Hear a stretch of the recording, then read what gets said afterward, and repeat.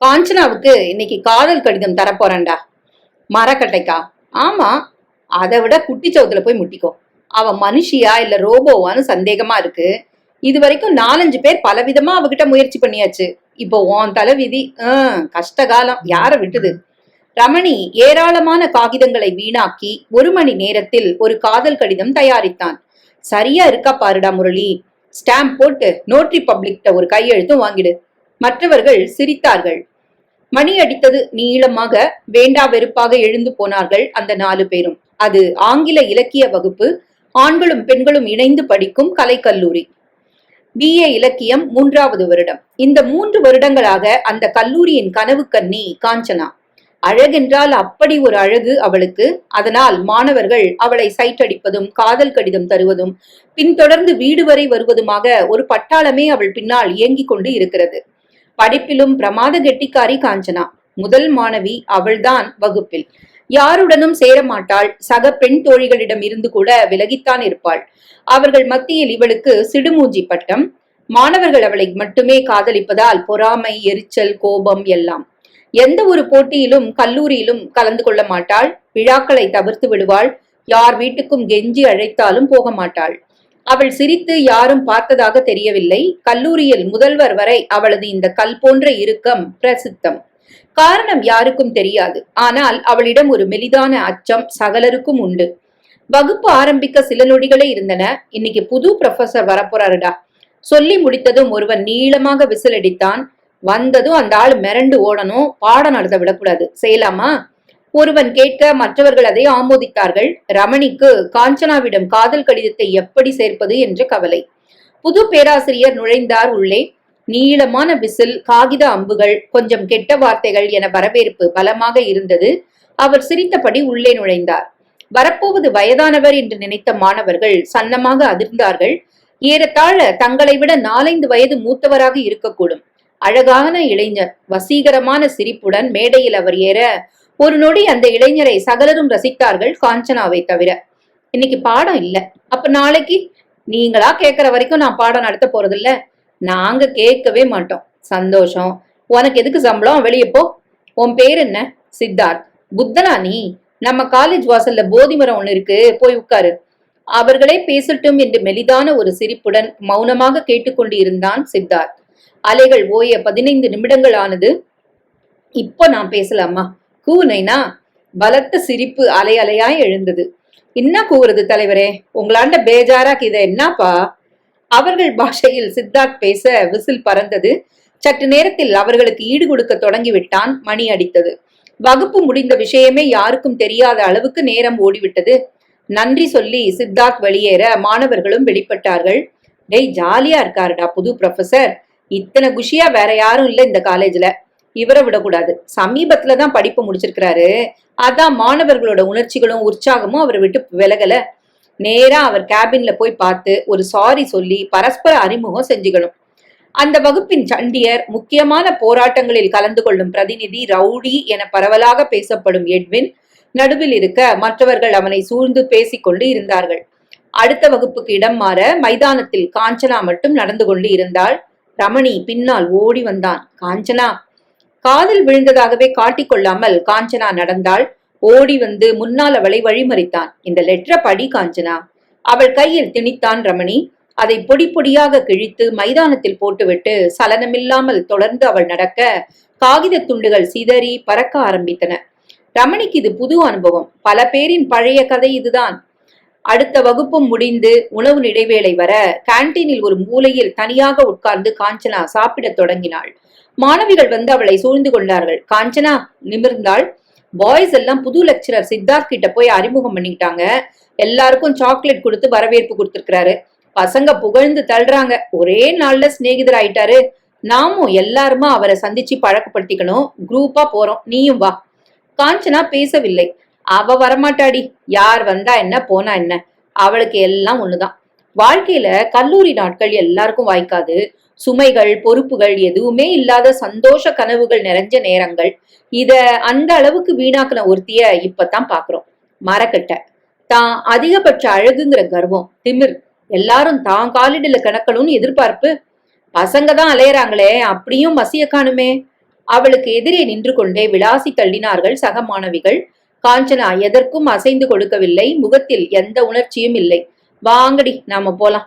அவர்களும் சித்தார்த் இருந்த அறைக்கு வந்தார்கள். நீண்ட மணி அடித்து வகுப்புகள் முடிந்து விட்டதை அறிவிக்க மைதானத்தில் மாணவர் கூட்டம். வணக்கம் சார், வாங்க எல்லாரும்.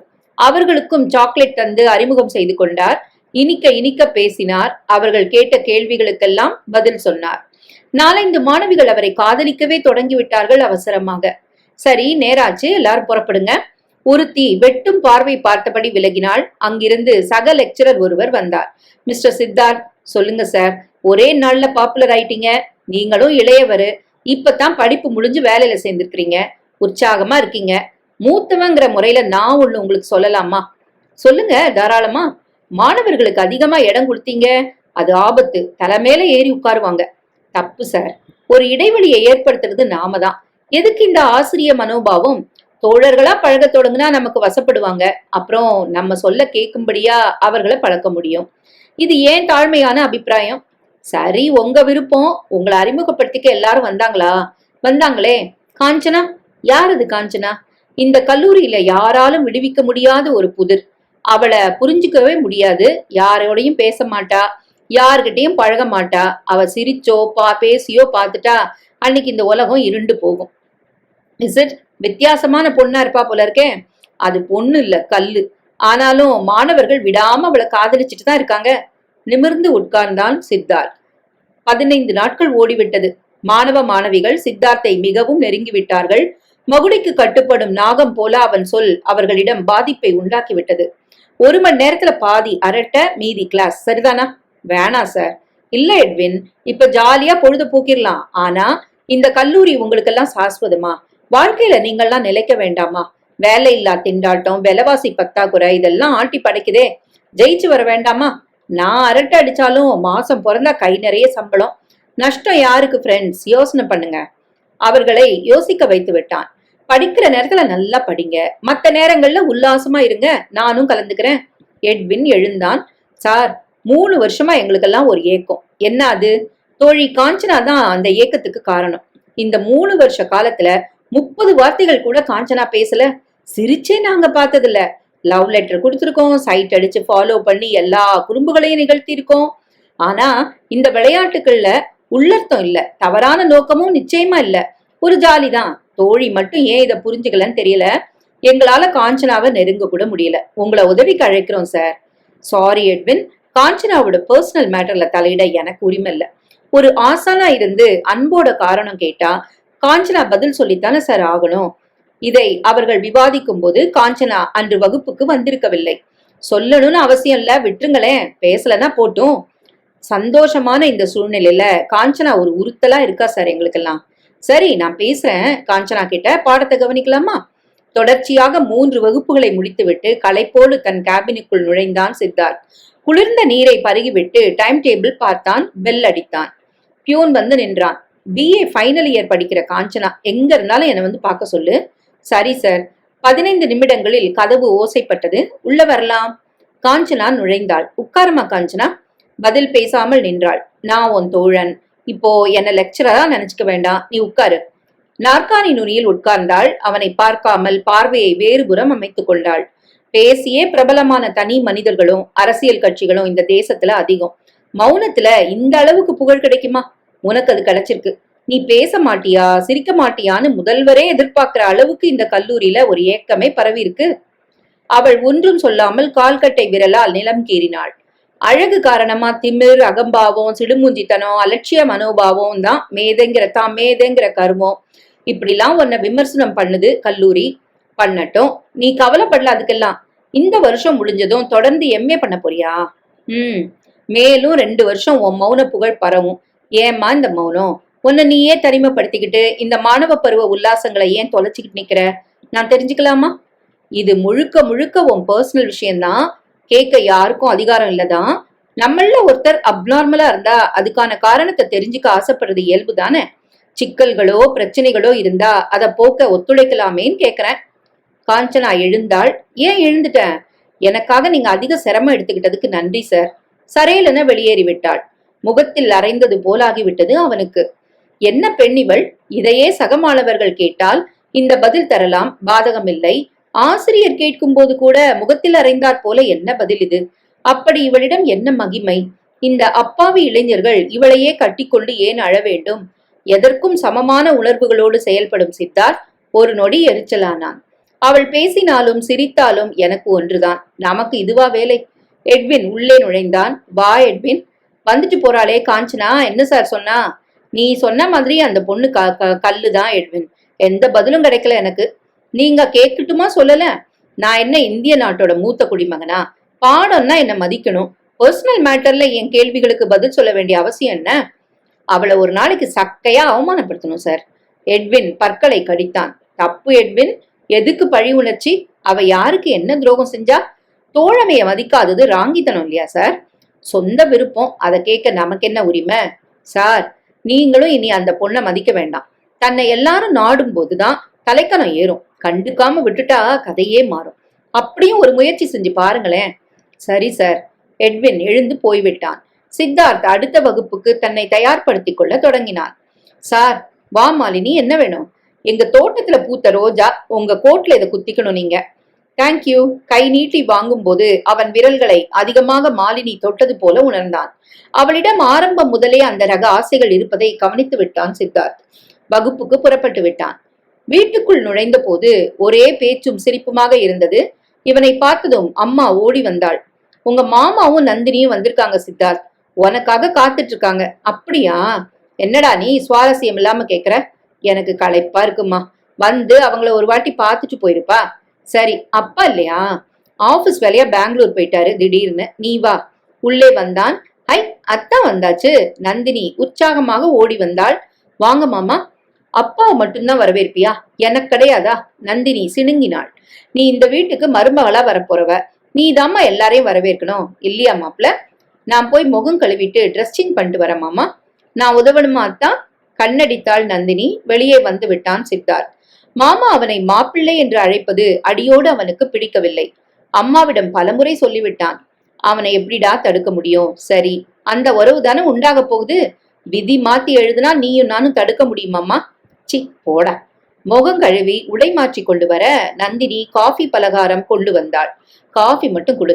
டிஃபன் சாப்பிடத்தான். நீ தெம்பா இருந்தா தானே எனக்கு குஷி. திரும்பவும் கண்ணடித்தாள். அவனுக்கு இதெல்லாம் அறவே பிடிக்காது. சி கழுத. அத்தை, நான் பக்கத்துல இருக்கேன், என்ன பேசுற நீ? அத்தை, உங்களுக்கு எத்தனை பேரம்பேத்திகள் வேணும்? இவன் ஒரே பிள்ளை எனக்கு. இவன் மூலம் தானே இந்த வம்சம் வளரணும். நிறைய பேர குழந்தைகள் வேணும். பெத்து தருவியா? சித்தார்த் எழுந்து விட்டான். பயந்துட்டு ஓடுறியாத்தான்? கல்யாணம் முடிஞ்சுதான் அதெல்லாம். அவன் பதிலே சொல்லாமல் மாடி ஏற, அவனுக்கு இதெல்லாம் பிடிக்காது நந்தினி. ஏன் இப்படி வளர்த்திருக்கீங்க உங்க பிள்ளைய? தனி அறையில நான் தவிக்க போறேன். அப்போ உங்களை சபிப்பேன். அத்தான் நான் விட போறதில்ல. நான் மேலே ஏறி வந்தாள் அவளும். அத்தான், என்ன போர் அடிக்குது, கடற்கரை போலாம். எனக்கு காலேஜ்ல வேலை அதிகம், சோர்வா இருக்கு, நான் வரல. சரி, இங்கே உட்கார்ந்து ஜோக் சொல்ல போறேன். அந்த மாதிரி ஜோக்குகளா? வேணாம் அம்மா தாயே, என் மேல கருணை காட்டு கொஞ்சம். அப்பவா பீச்சுக்கு? சரி, வந்து தொலைக்கிறேன். நீ எப்போ ஊருக்கு போவ? ஏன், கையோட டிக்கெட்டும் புக் பண்ணிட்டு வந்துடலான்னு கேக்குறேன். அடுத்த அரை மணி நேரத்தில் பீச்சில் இருந்தார்கள். அத்தான், அந்த படகு மறைவுல போய் உட்காரலாம். பலான சமாச்சாரங்களுக்கு தான் படகு மறைவு, நம்மளுக்கு ஏன்? உட்காரணும். கல்யாணம் ஆயிட்டா த்ரில் இருக்காது. உன்னோட வெளியில வந்ததே தப்பு. சரி சரி வா. இருவரும் படகு மறைவை நெருங்கினார்கள். உள்ளே பேச்சு குரல் கேட்டது. படகு உள்ள யாரோ இருக்காங்க அத்தான். எட்டி பார்த்தான் சித்தார்த். அதிர்ந்து விட்டான். இளைஞன் ஒருவனது மடியில் படுத்து கிடந்த அந்த பெண் காஞ்சனா. பியூன் மூலம் அழைக்கப்பட்டு அவனது அறைக்குள் இரண்டாவது முறையாக நுழைந்தாள் காஞ்சனா. படகு மறைவில் ஒரு இளைஞனின் மடியில் காஞ்சனா படுத்து கிடந்ததை பார்த்ததும் பெரிய அதிர்ச்சிக்கு ஆளாகி இருந்தான் சித்தார்த். இந்த பெண்ணிடம் இத்தனை துணிச்சலா? இதனால் தான் இவள் எல்லோரையும் விலக்குகிறாளா? ஒரு மாணவிக்கு இந்த வகை நடவடிக்கைகள் அவசியம்தானா? அவளது வீட்டு மனிதர்களுக்கு இது தெரியுமா? குழம்பினான். கல்லூரிக்கு மறுநாள் வந்ததும் காஞ்சனாவை வர சொல்லி பியூனை அனுப்பினான். கடற்கரையில் நந்தினி மட்டும் இல்லாமல் இருந்தால் அங்கேயே கேட்டிருப்பான். ஆனால் அது அநாகரிகமாகிற்றே. வா காஞ்சனா. அவள் நிமிர்ந்து பார்த்தாள். நேத்திக்கு மெரினா பீச் போயிருந்தியா? உனக்கு எப்படி தெரியும் என்ற தினசில் புருவங்களை மட்டும் உயர்த்தினாள். போயிருந்தியா இல்லையா? சாரி, எனக்கு அவசியம் இல்லாத கேள்வி இது. ஆனாலும் உனக்கு பாடம் கற்பிக்கிற ஆசிரியருங்கிற பொறுப்புல கேக்குறேன். யார் அவன்? பதில் உங்களுக்கு அவசியம் இல்லைன்னு நினைக்கிறேன். சரேலென வெளியேறிவிட்டாள். முகத்தில் அறைந்தது போல பதில்.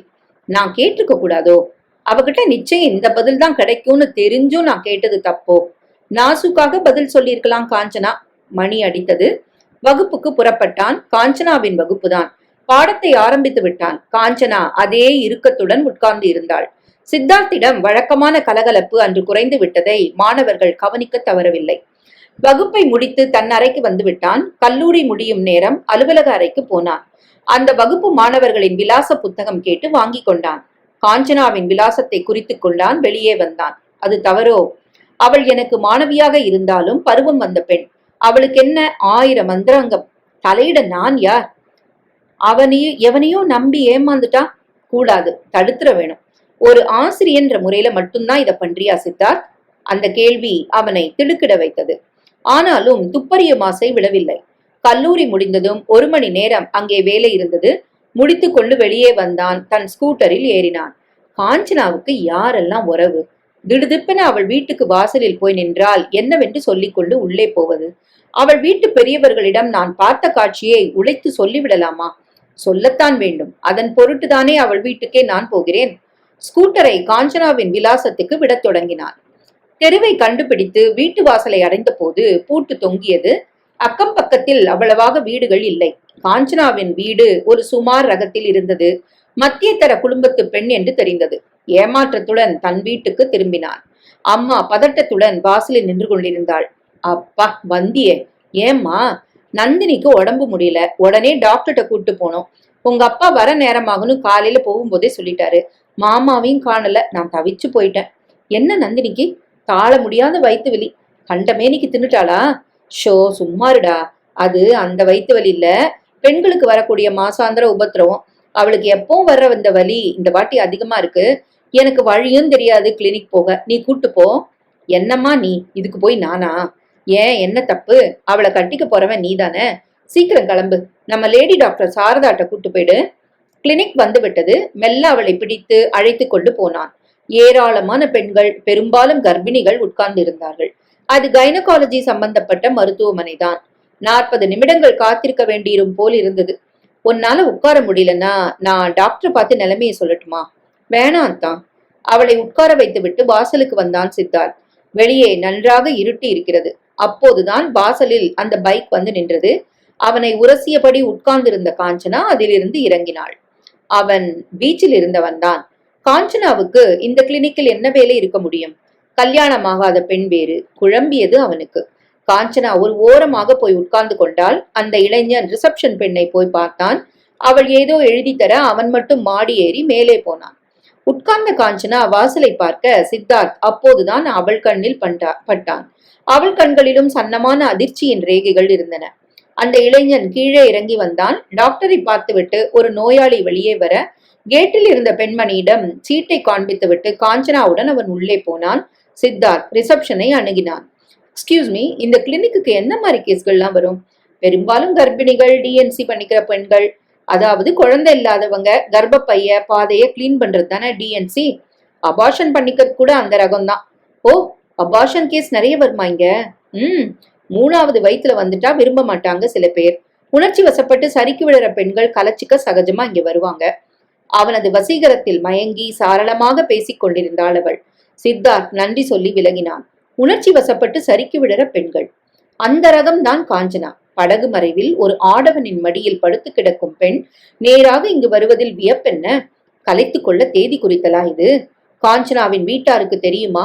ஒதுங்கி இருக்கும் அந்த பெண்ணிடம் எத்தனை மதிப்பு வைத்திருந்தேன் நான். இத்தனை மலிவானவளா காஞ்சனா? நினைக்க நினைக்க கசந்தது அவனுக்கு.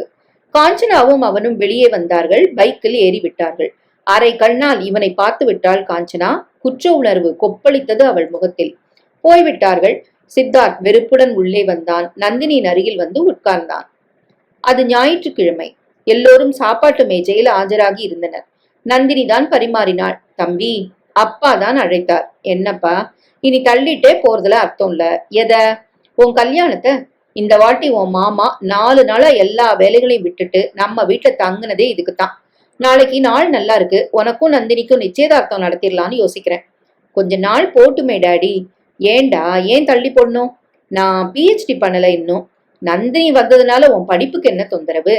வாழ்க்கையில இன்னும் கொஞ்சம் உயர்ந்துட்டு கல்யாணம் பண்ணிக்கிட்டா போதும்னு நினைச்சேன்பா. மாமா மெல்ல சிரித்தார்.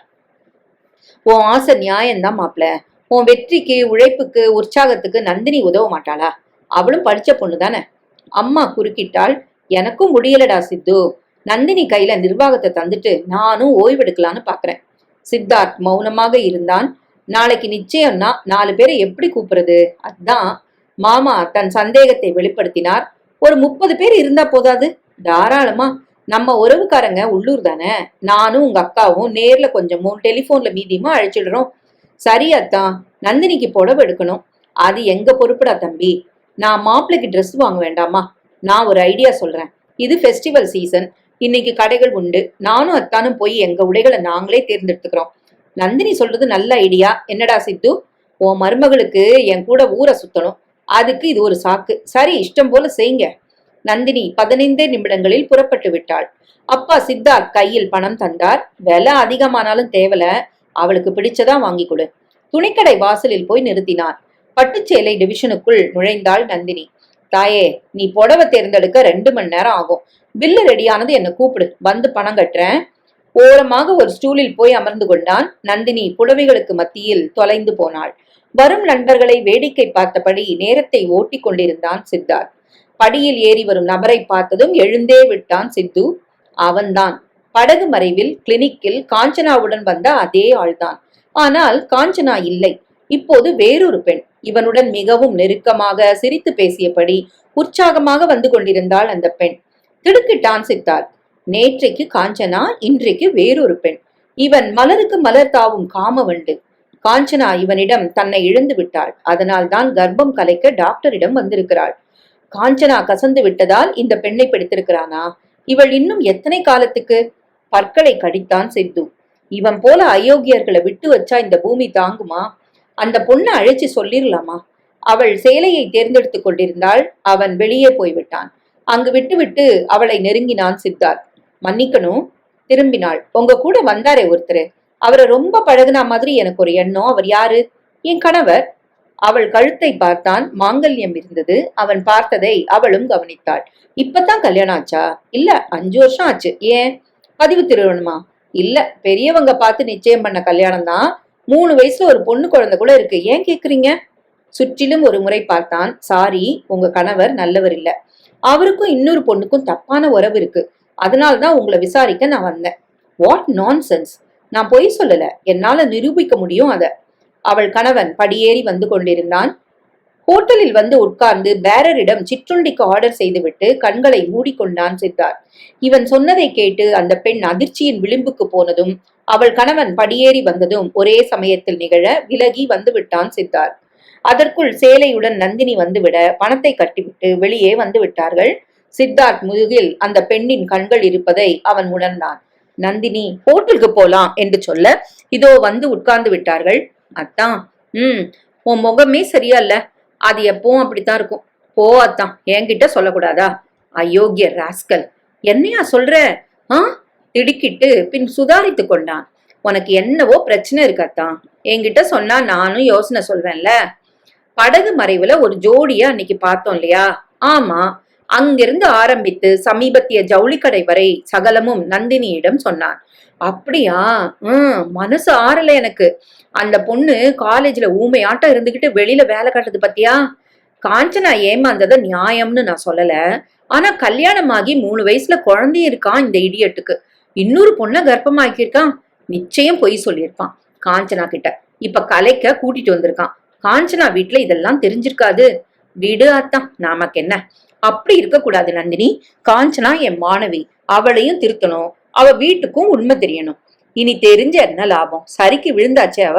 So what? நாளைக்கு காஞ்சனாவுக்கு ஒரு கல்யாணம் காட்சின்னு வந்தா இந்த தடியை அவளை பிளாக்மெயில் பண்ண கூட தயங்க மாட்டான். அத்தான் சொல்லு. உன் தகுதிக்கும் கௌரவத்துக்கும் இதுல எல்லாம் தலையிடுறதே ஆபாசம். உன்னை யாரும் அவமானப்படுத்த வேண்டாம்னு நான் நினைக்கிறேன். காஞ்சனாவுக்கு தான் ஏமாந்தது தெரியலன்னா நிச்சயம் அதை தெரியப்படுத்தியே ஆகணும். நந்தினி அதற்கு மேல் பேசவில்லை. வீடு திரும்பி விட்டார்கள். நந்தினியிடம் லைப்ரரிக்கு போவதாக கூறி ஸ்கூட்டரை உதைத்தான். கிளம்பினான். நெஞ்சு முழுக்க காஞ்சனாவின் முகம்தான் இருந்தது. காஞ்சனா வீட்டுக்கு போலாமா? போய் பார்த்துடலாம், நினைச்சத உடனே நடத்தி முடிச்சிடணும். ஸ்கூட்டரை திருப்பினான். நிஜம் தெரிந்தால் தன் வீட்டில் மதிப்பை இழந்து விடுவாளா காஞ்சனா? இதுவரை அவள் மூடி வைத்த கதை என்னால் வெட்ட வெளிச்சமாகிவிட்டால் ஆபத்தா? நான் அங்கே போவது தவறோ? ஆம், தன் மகள் கெட்டுப்போய் கர்ப்பம் கலைக்கும் அளவுக்கு வந்து விட்டவள் என்பது தெரிந்தால் எந்த பெற்றவர்களால் அதை சகித்துக் கொள்ள முடியும்? என்னால் காஞ்சனாவின் வாழ்வு பாழாக கூடாது. முதலில் கல்லூரியில் தனியாக அவளை அழைத்து பேசிவிட வேண்டும். முகத்தில் அறைந்தா மாதிரி பேசிவிட்டால் இந்த முறை மாட்டாள். கிளினிக்கில் என்னை பார்த்ததும் முகம் வெளிரி போனது ஏன்? நிஜத்தை யூகிக்க கூடும் என்ற பயத்தினால் தானே. சரி, காஞ்சனாவிடம் நான் எல்லாம் சொல்லி அவளும் மனம் விட்டு பேசினாலும் இதற்கு என்ன பரிகாரம்? 3 வயது குழந்தைக்கு தகப்பனான அவன் இவளை ஏற்றுக்கொள்ள முடியுமா? சட்டம் எப்படி அதை அனுமதிக்கும்? பிறகு காஞ்சனாவின் எதிர்காலம். லைப்ரரியில் கொஞ்ச நேரம் இருந்துவிட்டு வீடு திரும்பி விட்டான். அப்பா அம்மா வேண்டியவர்களுக்கு சொல்லிவிட்டு தாமதமாக வந்தார்கள். மறுநாள் கல்லூரி செல்லவில்லை சித்தார்த். பிற்பகல் 4 மணிக்கு மேல் அவனுக்கும் நந்தினிக்கும் நிச்சயதார்த்தம் நடந்தது. 50 பேர் அளவில் இருந்தார்கள். இரவு விருந்து முடிந்தது. ஒரே மாதத்தில் திருமணம் என முகூர்த்த நாளும் குறிக்கப்பட்டு விட்டது. மறுநாள் கல்லூரி வந்தபோது நிறைய மாணவ மாணவிகள் வந்து வாழ்த்து தெரிவித்தார்கள். மாலினி துக்க பெருமூச்சு விட்டாள். காஞ்சனா கல்லூரிக்கு வரவில்லை. அன்று மட்டுமல்ல, அடுத்து வந்த 4 நாட்களும் காஞ்சனா வரவில்லை. அபாஷம் செஞ்சிட்டு இருப்பாளோ? வீட்டுக்கு தெரியாமலா? கேள்விகள் குடைந்தன சித்துவை. அவனால் தாழ முடியவில்லை. எத்தனையோ மாணவிகள் இங்கே, ஏன் காஞ்சனாவிடம் மட்டும் எனக்கு இத்தனை அக்கறை? உள்மனது கேட்ட கேள்விக்கு விடை தெரியாமல் தத்தளித்தான். அன்று மாலை கல்லூரி விட்டதும் காஞ்சனாவின் வீட்டுக்கே போய்விடுவது என தீர்மானித்தான். அதை செயல்படுத்தவும் செய்தான். இந்த முறை வீடு பூட்டி இருக்கவில்லை, வெறுமனே சாத்தியிருந்தது. கதவை ஓசைப்படுத்தினான். காலடி சப்தம் நெருங்கியது. கதவு திறந்தது. திறந்த நபரை பார்த்ததும் மூச்சை அடைத்தது சித்துவுக்கு. யார் அவன்? என்னை ஜவுளிக்கடையில் கலவரப்படுத்தியவன் யார்? சாரி, உங்க கணவர் நல்லவர் இல்ல. அவருக்கும் ஒரு பொண்ணுக்கும் தப்பான உறவு இருக்கு. நான் பொய் சொல்லல, என்னால நிரூபிக்க முடியும். அத கேட்டது முதல் கொந்தளித்துக் கொண்டிருந்தாள் கோகிலா. மாலை தாமதமாக வந்தான் விசு. சாப்பாடு முடியும் வரை அவள் ஒன்றும் பேசவில்லை. படுக்கைக்கு வந்ததும் கொட்டாவிகளை அடுக்கிய விசு திரும்பி படுத்துக் கொண்டான். என்னங்க? சொல்லு, நான் பேசணும் உங்க கூட. 5 வருஷமா பேசிட்டு இருக்கியே, குழந்தை எங்க? அத்தை பக்கத்துல தூங்குறா. என்ன பேசணும் நீ? உங்க வாழ்க்கையில பிறந்த முதல் இன்னை வரைக்கும் அதிகம் நீங்க நேசிக்கிற பெண்மணி யாரு? எழுந்து உட்கார்ந்தான் விசு. திடீர்னு இதுக்கு எதுக்கு இந்த கேள்வி? பதில் உண்டா இல்லையா? நீயும் அம்மாவும் 5 வருஷமா ஒத்துமையா இருக்கீங்களே, யார் நடுவுல வெடி வச்சது? அப்படி நான் சொல்லலையே. பின்ன இந்த கேள்விக்கு என்ன அர்த்தம்? சொல்றேன், கேள்விக்கு பதில். அதுவும் ஒழிக்காம நிஜமான பதில். உனக்கு 3வது இடம்தான். முதல் 2, முதல்ல அம்மா, அப்புறம் என் தங்க, 3வது நீ, 4வது நம்ம பொண்ணு. இதுல மாத்தம் இல்லையே? நிச்சயமா இல்ல. எங்க 4 பேரை தவிர உங்க வாழ்க்கையில வேற எந்த பொண்ணுக்கும் இடம் உண்டா? இதென்ன அசட்டு கேள்வி? உண்டா? நிச்சயமா இல்ல. நீங்க கட்டின என் தாலி மேல ஆணையா? ஏன் கோகிலா இப்படிலாம் கேக்குற? இன்னைக்கு என்ன நம்பலையா நீ? என் கேள்விக்கு பதில். சரி, சத்தியம் பண்றேன், எடுவோம் மாங்கல்யத்தை. மாரை தொட்டு மாங்கல்யம் தீண்டி சத்தியம் செய்தான். பின்ன ஏன் ஜவுளி கடையில் அந்த ஆள் அப்படி சொன்னா? யார் அவன்? என்ன சொன்னா? விவரம் சொன்னாள் கோகிலா. அடி செருப்பால. எவனோ சொன்னானா, இவ சந்தேகப்பட்டுட்டாளாம். வெக்கமா இல்ல உனக்கு? தப்புதான், நானும் பொம்பளை தானே. என் உடம்ப பறி போயிடுமோன்னு பயம் வந்தா அது தப்பா? அவனை பார்த்தா ஆளை காட்டு, எலும்ப கழட்டுறேன். உன்னை தவிர வேற பொண்ண மனசால கூட நான் நினைக்க மாட்டேன், நம்பலாம் நீ. ஆறுதலோடு உறங்கி விட்டாள் கோகிலா. இதோ இப்போது கதவை திறக்கிறாள். ஜவுளி கடையில் தன் கணவனின் மேல் பழி சுமத்திய அவன் வீடு தேடியே வந்து விட்டான். அவனை சற்றும் வீட்டு வாசலில் எதிர்பாராததால் கோகிலாவுக்கு பயம் கலந்த ஆர்வம். சித்துவுக்கு அதிர்ச்சி அவளை அங்கே சந்தித்தது. சித்து வாசலில் நின்ற நிமிடத்தில் அவளை தவிர வீட்டில் யாரும் இல்லை. நீங்க எப்படி இந்த வீட்டுல? சித்தார்த் ஆவலை அடக்க முடியாமல் கேட்டுவிட்டான். என் வீட்டுல இல்லாம நான் எங்க இருப்பேன்? நான் உள்ள வரலாமா? எதுக்கு என் கணவர் மேல பழி போட்டாச்சு அன்னைக்கு? இப்ப வீடு தேடி வந்து என்ன கொல்றதுக்கா? மரியாதையா வெளியே போயிருங்க, இல்லன்னா கூச்சல் போட்டு அக்கம் பக்கத்தை நான் கூப்பிட வேண்டி வரும். மிரண்டான் சித்தார்த். மேடம், என்ன பேசுறீங்க நீங்க? Get out I say. Purse திறந்து காஞ்சனாவின் விலாசத்தை சரி பார்த்தான் சித்து. அதுதான். காஞ்சனாவின் வீட்டில் இவள் எப்படி? இவள் கணவன் காஞ்சனாவை ஏமாற்றி கருக்கலைப்பு வரை வந்துவிட்டு எப்படி மூவரும் ஒரே வீட்டில்? யார் வீடு இது? என்ன? ஏன் ஒரே ஒரு கேள்விக்கு பதில் சொல்ல முடியுமா? எந்த கேள்விக்கும் பதில் சொல்ல என்னால முடியாது, வெளியே போங்க. தெருமுனையில் ஸ்கூட்டர் சத்தம் கேட்டது. விசுதான். அப்பாடா, அவர் வந்துட்டாரு, இனி கவலை இல்ல, நிம்மதி பெருமூச்சு விட்டாள் கோகிலா. ஸ்கூட்டரை வாசலில் நிறுத்தினான் விசு. யார் இவர் கோகிலா? ஜவுளி கடையில உங்க மேல பழி சுமத்தினவர், நீங்களே விசாரிங்க.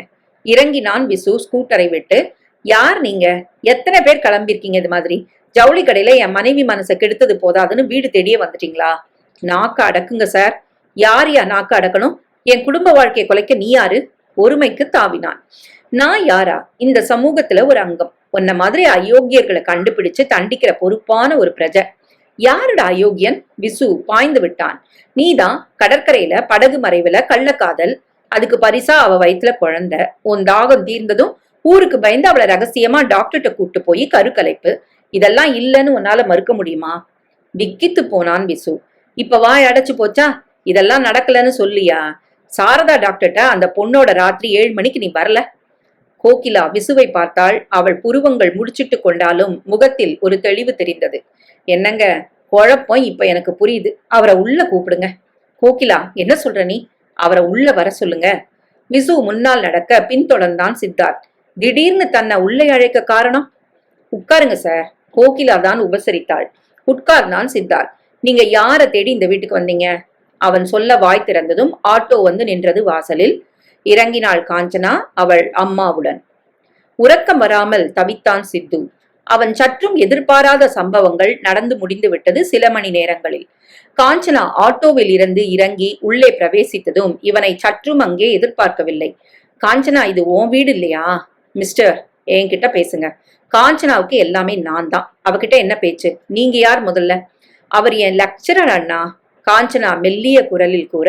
அண்ணாவா? வாய் விட்டே கூவி விட்டான் சித்து. ஆமா, நான் காஞ்சனாவோட பிரதர் தான், சொந்த அண்ணன். உங்களுக்கு என்ன சார் அதுல குழப்பம்? என் வீடு தேடி நீங்க வர காரணம்? பீச்ல படகு மறைவுல நீங்க 2 பேரும். I am sorry. உங்க மடியில காஞ்சனா? அவ என் தங்க மட்டும் இல்ல, நான் பெறாத பொண்ணு. என் மடியில படுத்துக்க அவ யார கேட்கணும்? சாரதா டாக்டர் கிளினிக்ல அன்னைக்கு பெண்களுக்கு 1000 பிரச்சனைகள். ஒரு பொண்ணை டாக்டர் கிட்ட தான் கூட்டிட்டு போக முடியும். போனேன். இதுக்கெல்லாம் உங்ககிட்ட விளக்கம் சொல்ல முடியுமா சார்? மிரண்டு போனான் சித்து. மிஸ்டர் லெக்சரர், உங்களுக்காக நான் ரொம்ப பரிதாபப்படுறேன். படிச்சும் பண்பாடு சுத்தமா உங்ககிட்ட இல்ல. விசு, பின்ன கடற்கரையில படகு மறைவுல கள்ளக்காதல், அதனால கர்ப்பம், கருக்கலைப்பு செய்ய சாரதா டாக்டர். எப்படி சார் படிச்ச உங்களால இத்தனை ஆபாசமா கற்பனை பண்ண முடியுது? ஒரு நல்ல அண்ணன் தங்கைய இதை விட மோசமா யாராலும் இழிவுபடுத்த முடியாது சார். உங்க கல்லூரி முதல்வர்கிட்ட சொல்லி உங்க மேல நடவடிக்கை எடுக்க போறேனா? என் தங்கையோட படிப்பு பாதியில நின்னு போனாலும் பரவாயில்ல. நான் பேசலாமா? அவசியம் இல்ல, நீங்க போலாம். என்னங்க நீ சும்மாறி, நெஞ்சு கொதிக்குது எனக்கு. என்னெல்லாம் சொல்லிட்டான் அந்த ஆளு. சித்தார்த் எழுந்து விட்டான். என் நோக்கம் யாரையும் அவமானப்படுத்த இல்ல. எந்த அண்ணன் தங்கையும் படகு மறைவுக்கு போனதா கதையே இல்ல. தங்க உங்க மகளா இருந்தா பகிங்கரமா மடியில படுத்துக்கலாமே, மறைவு ஏன்? சாரதா பெண் டாக்டர் தான். கன்னிப்பெண் ஒருத்தி அவங்க கிளினிக் ஹால்ல கண்ணீர் வடிக்கிற அளவுக்கு காரணம் என்னவோ? எனக்கு நீங்க சொல்ல வேண்டாம். ஆபாசமா சிந்திக்கிறவன் நான் இல்ல. இந்த ரீதியான சிந்தனை அயோக்கியத்தனமும் இல்ல. மிஸ்டர், என் மாணவி ஏமாற்றப்பட்டதா நான் நினைச்சேன். சூழ்நிலை அப்படி இருந்தது. யார் இருந்தாலும் என்ன போலதான் யோசனை பண்ணிருப்பாங்க. உங்க நடவடிக்கைகள்ல எதுக்கு இந்த மர்மம்னு இப்பவும் எனக்கு புரியல. என் வார்த்தைகள்ல உள்ள தவறான அர்த்தங்களை நான் வாபஸ் வாங்கிக்கிறேன். ஐ எம் சாரி, நான் வரேன். இறங்கி வெளியே வந்து விட்டான். வீட்டுக்கு வந்ததும் அவன் மனதை பெரிய அளவு ஆக்கிரமித்திருந்தாள் காஞ்சனா. உறக்கம் தொலைத்தான். சரி, விசு காஞ்சனாவின் அண்ணன். ஏன் பீச்சில் அந்த படகு மறைவு? ஒரு லேடி டாக்டரின் இருப்பிடத்தில் முகம்பெளிர காஞ்சனா நின்றது ஏன்?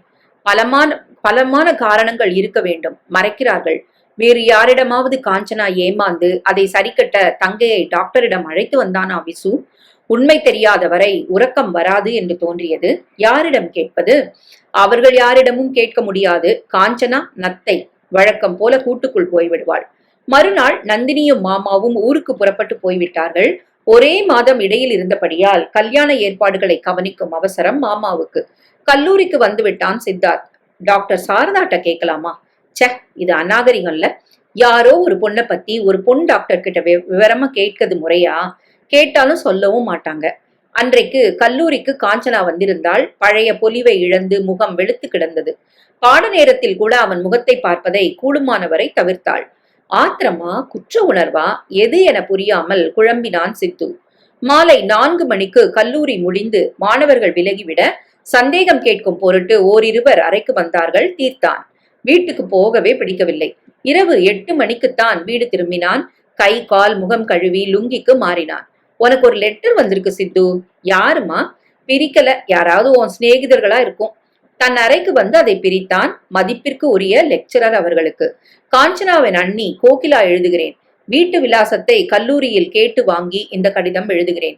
உங்களிடம் நேரில் சில விவரங்களை பேச விரும்புகிறேன். என் கணவரோ காஞ்சனாவோ அறிய வேண்டாம்.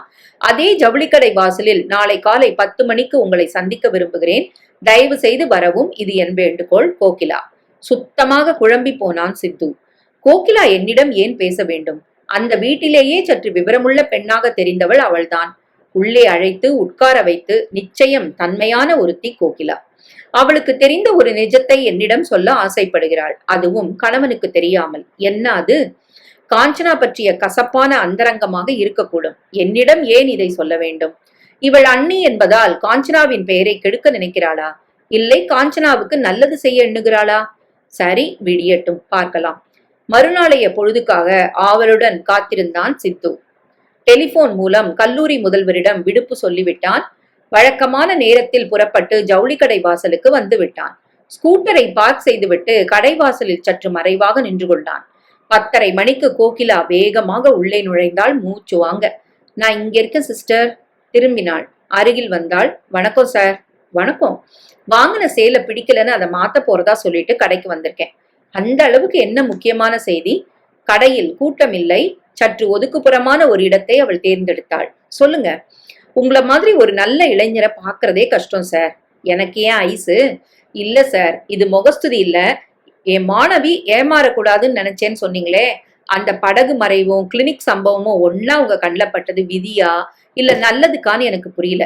எனக்கு என்னன்னு இருக்காம நீங்க தலையிட்டது உங்க நல்ல குணத்தை சொல்லுது சார். சரி, நீங்க என்ன சந்திக்க வந்த நோக்கம்? மறுபடியும் மன்னிப்பு கேட்க? எதுக்கு? உங்களை சரியா புரிஞ்சுக்காம என் கணவர் அவமானப்படுத்தி அனுப்புனதுக்காக.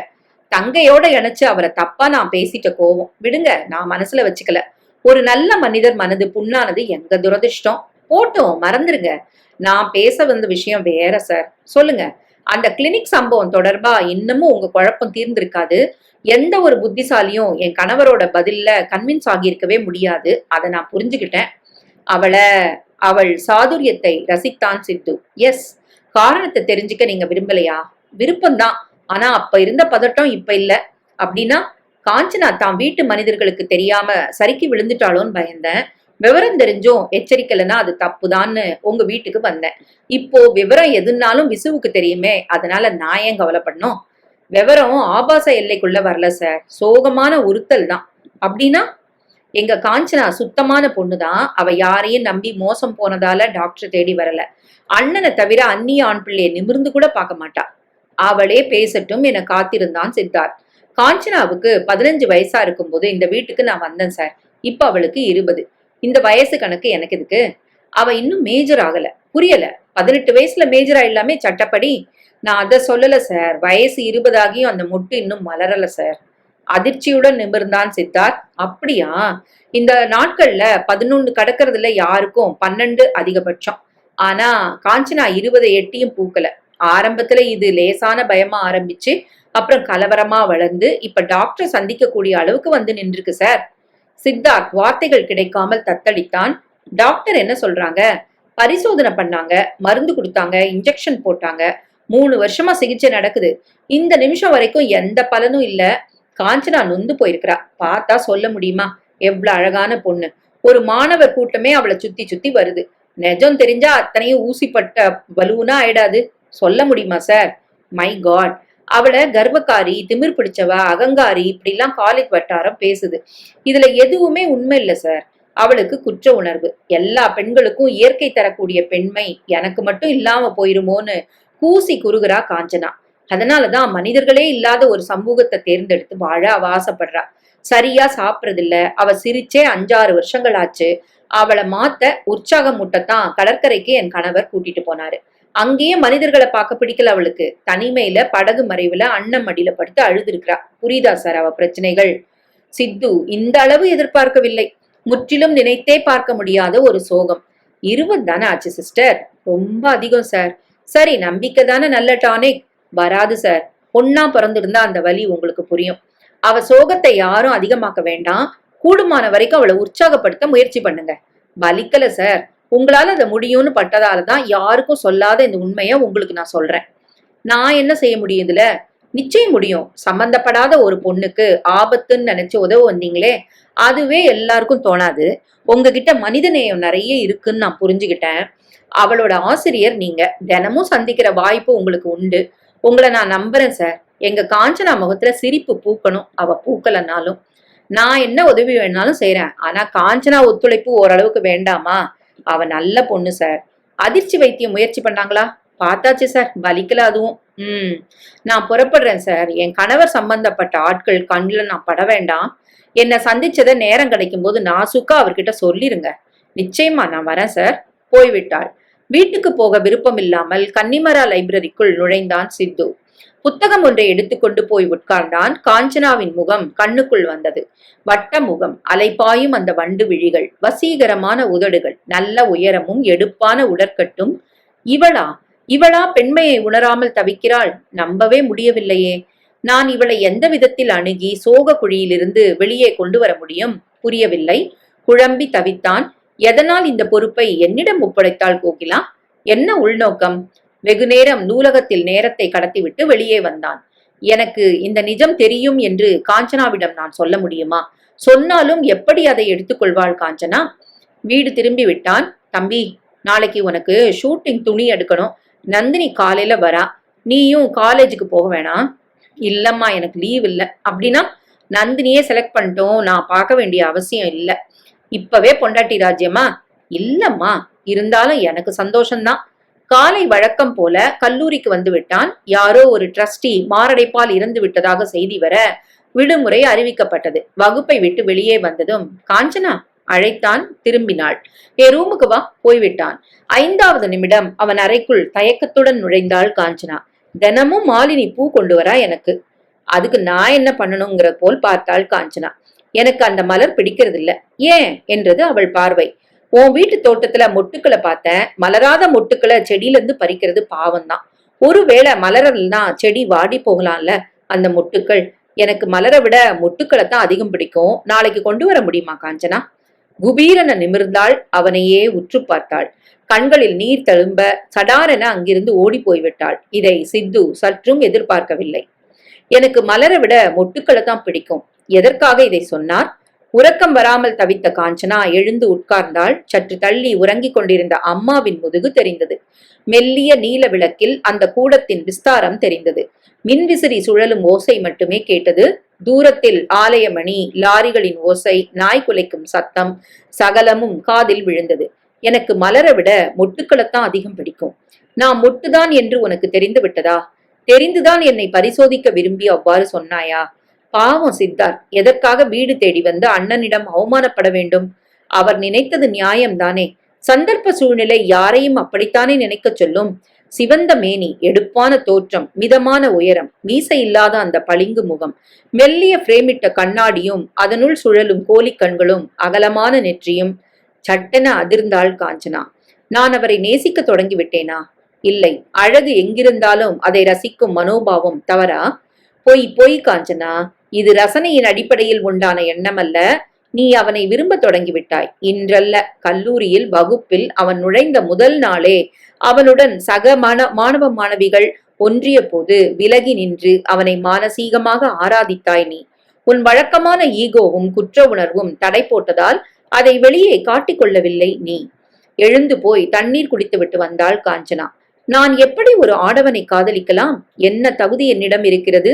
தேனில்லாத மலரிடம் வண்டுக்கு என்ன வேலை? எனக்கேன் ஆசை. இத்தனை நாள் நான் ஒதுங்கி இருந்தும் அதற்காகத்தானே.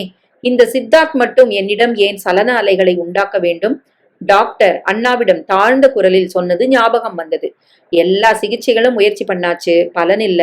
இயற்கையா நிகழக்கூடிய மாற்றத்தை நம்மளால எப்படி சார் கொண்டு வர முடியும்? ஒரே ஒரு வழி இருக்கு. என்ன டாக்டர்? ஐம் சாரி, அந்த பொண்ணுக்கு ஒரு கல்யாணம் நடக்கணும். அப்படி நடந்தா 2 பேரோட உடல் உறவுல இவளோட உணர்ச்சிகள் அதிகமா உந்தப்பட்டு இது நாள் வரைக்கும் நிகழாதது அப்ப நிகழலாம். அதுக்கும் வாய்ப்புகள் 100% சொல்ல முடியாது. டாக்டர் சொல்லுங்க. அது நம்ம கையில இல்ல. என் தங்க இப்படின்னு தெரிஞ்சா யாரும் கட்டிக்க முன் வர மாட்டாங்களே டாக்டர். அப்படி ஏன் சொல்றீங்க? அதுல என்ன டாக்டர் சந்தேகம்? செக்ஸ் மட்டுமே பிரதானம்னு நினைச்சா விலை கொடுத்து அதை அடையலாமே. மனைவின்னு வரும்போது சந்ததிகள், அதனால உண்டாகும் சந்தோஷம்னு பல எதிர்பார்ப்புகள் ஆணுக்கும் உண்டு இல்லையா? மறைச்சு கல்யாணம் பண்ணலாம், அவ வாழ்வுதானே வீணாகும். அதனாலதான் அவ கல்யாண கற்பனை தான் டாக்டர். சடாரென கலைந்தாள் காஞ்சனா. அண்ணன் சொல்லிவிட்டான், அதுதான் நிஜமும் கூட. உதவாக்கரை கூட எனக்கு கணவனாக யோசிப்பான். சித்தார்த் எல்லாம் நிறைந்தவர், ஒப்புக்கொள்வாரா? வெகு நேரம் கழித்து உறங்கி போனாள். மறுநாள் கல்லூரிக்கு வந்து விட்டாள். அடுத்த மாசம் கல்யாணமா, நமக்கெல்லாம் அழைப்புதல் தருவாரா? நிச்சயமா, அவரை கட்டிக்கிறவ அதிர்ஷ்டசாலி. பெருமூச்சு விட்டாள் இன்னொருத்தி. காஞ்சனாவால் ஆர்வத்தை அடக்க முடியவில்லை. யாருக்கு கல்யாணம்? நம்ம லெக்சரர் சித்தார்த்துக்கு. அப்பவே நிச்சயார்த்தம் ஆயிடுச்சு. இன்னும் 21 நாள் தான் இருக்கு கல்யாணத்துக்கு. அதை சொன்னோம். வேண்டுமென்றே சூழ் கொட்டினாள். அவ அலட்சியத்தை பாத்தியாடி, நமக்கெல்லாம் வேதனையா இருக்கு. பியூன் வந்தான். காஞ்சனா, நீ ஏதோ புத்தகம் கேட்டியா? லெக்சரர் வர சொல்றாரு உன்ன. காஞ்சனா புருவம் சுருக்கினாள். நடந்தாள் அவனுடன். இவ்ளோ அம்சமா இருந்தும் எப்படி இவ மரக்கட்டையாட்டம் இருக்கா? படிப்பை தவிர வேற எதையுமே யோசிக்க மாட்டாளா? காஞ்சனா சித்தார்த்தின் அறைக்குள் நுழைந்தாள். Good morning sir. I'm sorry. எதுக்கு சார்? நான் உன்கிட்ட நேத்திக்கு மொட்டு கேட்டதுக்கு. அதை நீ தப்பா புரிஞ்சுக்கிட்டியா காஞ்சனா? அவள் பதிலே சொல்லவில்லை. காஞ்சனா, உன் கூட நான் கொஞ்சம் பேசணும் தனியா. அதுக்கு இந்த கல்லூரி உகந்த இடம் இல்ல. நிமிர்ந்து பார்த்தாள். அமெரிக்கன் லைப்ரரி வரியா சாயங்காலம்? உனக்கு ஆட்சேபணம் இல்லைன்னா? எதற்கு அழைக்கிறான் வெளியே? என்ன பேச போகிறான் என்னிடம் தனியாக? வேறு யார் அழைத்திருந்தாலும் மறுத்திருப்பாள். இவனை புறக்கணிக்க இயலவில்லை. ஏற்கனவே திருமணம் நிச்சயிக்கப்பட்டவன். நமக்கு ஒரு நாளும் இவன் சொந்தமாக முடியாது. ஆனாலும் உள்ளே புகைந்து கொண்டிருந்த காதல் நெருப்பு அவளை மறுக்க சொல்லவில்லை. சரி சார், சரியா 4:30க்கு அங்கே இரு, நீ போலாம். வெளியே வந்து விட்டாள். உணவு இடைவேளையில் அண்ணாவுக்கு போன் செய்து லைப்ரரி போக வேண்டும், வீடு திரும்ப தாமதமாகும் என்று சொல்லிவிட்டாள். கல்லூரி முடிந்ததும் பஸ் பிடித்து அமெரிக்கன் கான்சுலேட் வந்து விட்டாள். ஜெமினி மேம்பாலத்தில் வாகனங்கள் தலைதெறிக்க விரைந்து கொண்டிருக்க 4:30 அடித்த போது அவன் ஸ்கூட்டர் அருகில் வந்து நின்றது. பிரதான சாலை கண்ணில் படாத அளவுக்கு கான்சுலேட்டின் உள்ளே ஒரு இடத்தை தேர்ந்தெடுத்தார்கள். உட்காரு காஞ்சனா. அவன் எதிரே உட்கார்ந்தாள். நான் சுத்தி வளைக்க விரும்பல, நேரா விஷயத்துக்கு வரேன். உன் வீட்டுக்கு நான் வந்ததும் அவமானப்பட்டதும் தெரிஞ்ச கதை விடு. உங்க அண்ணிய தற்செயலா துணிக்கடை வாசல்ல நான் சந்திச்சேன். நிமிர்ந்தாள். அவங்க கிட்ட நிறைய நான் பேசினேன். அவள் நிமிர்ந்தாள். ஐம் சாரி, நீ இன்னும் மலரலன்னு நான் அவங்க மூலமா தெரிஞ்சுக்கிட்டேன் காஞ்சனா. அதை உனக்கு உணர்த்த ஆசைப்பட்டு தான் பொட்டுக்களை கொண்டு வர சொன்னேன்னா. நீ அழுதுட்டு ஓடினப்போ நான் தப்பு பண்ணிட்டேன்னு உணர்ந்தேன். அவள் கண்கள் கலங்கி விட்டது. உன் துக்கம் பெருசுதான். ஒரு ஆணுக்கு அதோட கனம் புரியுதுன்னா பொன்னான உனக்கு கேட்கவா வேணும்? Once again sorry. மெல்ல அழத் தொடங்கினாள். அவள் அழுது ஓயட்டும் என்று காத்திருந்தான் சித்தார்த். கைக்குட்டையால் கண்கள் முகம் என துடைத்துக் கொண்டு நிமிர்ந்தாள். ஏராளமாக சிவந்து போயிருந்தாள். அழுதுட்டு இருந்தா பரிகாரம் உண்டா காஞ்சனா? அதற்கும் பதில் இல்லை. இந்த மௌனத்தை முதல்ல நீ கலைக்கணும். பேசணும், நிறைய பேசணும். சிரிக்க முயற்சி பண்ணணும். பெரிய ஒரு குகைக்குள்ள இருந்து நீ வெளியில வரணும். அது உன் கையில தான் இருக்கு. என்ன நானே ஏமாத்திக்கணுமா சார்? இல்லம்மா, ஊனம்னு நினைச்சா எல்லாமே ஊனம்தான். அத நம்பிக்கையோட முதல் படியா மாத்திக்க நீ ஏன் முயலக்கூடாது? முடியல சார். முடியணும். உலகத்தை கூர்ந்து கவனி. 30 கடந்தும் முதிர்கன்னிகளாகி பல காரணங்களால கல்யாணம் நடக்காத பொண்ணுங்க இருக்காங்க. பருவம் அடைஞ்சு என்ன லாபம்? கல்யாணம் முடிஞ்சு பல பிரச்சனைகளால வாழ வெட்டி ஆயிடுறாங்க சிலரு. கல்யாணம் எதுக்கு அவங்களுக்கு? சரி, ஒற்றுமையா வாடுற தம்பதிகள்ல எத்தனையோ பேருக்கு குழந்தை பாக்கியம் இல்லையே, ஏன்? எல்லா தகுதிகளும் இருந்தும் விதவையாகி போறாங்க பல பெண்கள். இருந்தும் ஒரு மடிசார் மாமி போல வாழ்ந்து காட்டலையா பெண்கள்? வாழ முடியாதா? சற்று ஆர்வத்துடன் அவனை பார்த்தாள். உனக்கு மட்டும் ஊனோன்னு நீ ஏன் நினைக்கிற காஞ்சனா? நம்ம நினைப்பும் மனசும் தான் வாழ்க்கையோட வேறு. சந்தோஷமோ துக்கமோ அமைச்சுக்கிறது நாம தானே. சொல்றது சுலபம் சார். அப்கோர்ஸ், என் நிலையில இருந்து பார்த்தா உனக்கு தெரியும், நீ சொல்லலாம், ஒத்துக்கிறேன். உன்னை ஏத்துக்கவும் ஒரு ஆண் வராமலா போவான்? வரட்டும் சார். அப்படி அத்தி பூத்தா மாதிரி யாரோ ஒருத்தர் வரலாம். அவரை எனக்கு பிடிக்க வேண்டாமா? நான் ஒரு ஐடியா சொல்லட்டுமா காஞ்சனா? என்ன சார்? நீ ஒருத்தரை தேர்ந்தெடு. உன் மனசுக்கு பிடிச்சா மாதிரி அவரை காதலி. உன் அழகுக்கு உன்னை காதலிக்க யாருக்கும் கசக்காது. காதல் ஆழமான ஒரு எல்லைக்கு போகும்போது உன்னை பத்தின உண்மைகளை சொல்லிடு. உன் மேல உள்ள காதலால உன்னை புறக்கணிக்க அவன் நினைக்க மாட்டான். அத்தனை பரந்த மனசுள்ள ஆண் இந்த பூமியில இல்ல சார். ஏன் அப்படி சொல்ற? நான் கனி இல்ல கல்லுன்னு தெரிஞ்சா காதலிக்கிற மனசு உடனே தடம் புரளும் சார். கல்லானாலும் காதலிக்க முடியும்னு நினைக்கிற மனசு யாருக்கு சார் இங்க இருக்கு? கல்லானாலும் காதலின்னு அவனை யாரும் கட்டாயப்படுத்தலையே காஞ்சனா. கல்லா இருக்கிற காதலி ஒரு நாள் கனியா கூடுன்னு நம்பிக்கையில அவன் ஒப்புக்கலாம் இல்லையா? யதார்த்தமா பேசுங்க சார். பேசும்போது எல்லாமே சுலபம், நடைமுறையில சாத்தியம் இல்ல. அவ்வளோ ஏன் மத்தவங்கள சொல்வானே, என்ன மாதிரி ஒரு பொண்ணை உங்களால கல்யாணம் பண்ணிக்க முடியுமா சார்? ஆடி போனான் சித்து. இப்படி ஒரு அதிரடி நேரடி தாக்குதல் வரும் என்று அவன் சற்றும் எதிர்பார்க்கவில்லை. முதல்ல உங்க மனசே அதுக்கு சம்மதிக்காது. அப்படியே நீங்க ஒருவேளை தியாகியா இருந்தாலும் உங்களை பெத்தவங்க இதுக்கு சம்மதிக்க மாட்டாங்க நிச்சயமா. எல்லா உறவுகளையும் பகைச்சுக்கிட்டு தனிச்சு நின்னு கல்லானாலும் காதலிதான் முக்கியம்னு முடிவெடுக்க எந்த ஆண் பிள்ளையால சார் முடியும்? யாருக்கு அந்த துணிச்சல் இருக்கு? சித்து பேசவில்லை, வெகு நேரம் பேசவில்லை. சாரி சார், வாயை திறக்காத பொண்ணுனா. என் நிலைமை புரிஞ்சு எனக்கு நானே சுவர் எழுப்பி ரொம்ப நாளாச்சு. பெர்லின் சுவர் தகர்ந்தா மாதிரி அதை நீங்க உடைச்சிட்டீங்க. நான் சொன்னது ஒரு உதாரணத்துக்கு. ஆண் சமூகம் இப்படித்தான் இருக்கும்னு சொல்றதுக்கு என்ன மன்னிச்சிருங்க சார். அவன் வாயடைத்து போனான். சீர்திருத்தம்னு பேசுறது சுலபம் சார். நமக்குன்னு வந்துட்டா செயல்படுத்த அத்தனை சுலபத்துல யாராலையும் முடியாது. சொல்லி தப்பு இல்ல, எல்லாருக்கும் தகுதிக்கு தக்க இல்லனா மீறி எதிர்பார்ப்புகள் இருக்காதா? எழுந்து கொண்டான் சித்தார்த். என் மேல கோவமா சார்? எதுக்கு காஞ்சனா? உன் பேச்சுல அர்த்தம் இருக்கு, யோசிக்கப்படியான நியாயங்கள் நிறையவே இருக்கு. உன் மனசும் அறிவும் எப்பவோ பூத்தாச்சு, நீ மட்டும்தான் பூக்கல. அது பெரிய குறையா எனக்கு தோணல. போலாமா? சரி சார், நாளைக்கு காலேஜ்ல பார்க்கலாம். அவள் பஸ் ஸ்டாப் நோக்கி நடக்க ஸ்கூட்டரை உதைத்தான் சித்து. அவன் மனது கலங்கிய குட்டையாகிவிட்டது. என்ன தான் லேட் இன்னைக்கு? நந்தினி வாசலில் நின்றபடி அவனுக்காக காத்து கொண்டிருந்தாள். காலேஜ்ல வேலை. உள்ளே போய்விட்டான். முகம் கழுவி உடை மாற்றி பால்கனிக்கு வந்தான். காஃபி பலகாரத்துடன் வந்தாள் நந்தினி. எனக்கு காஃபி மட்டும் போதும். பசிக்கலையா? ஹோட்டல்ல டிஃபன் சாப்பிட்டியா? இல்ல, ட்ரெஸ் வாங்கியாச்சு நம்ம 2 பேருக்கும். கொண்டு வரட்டுமா? பாக்குறியா?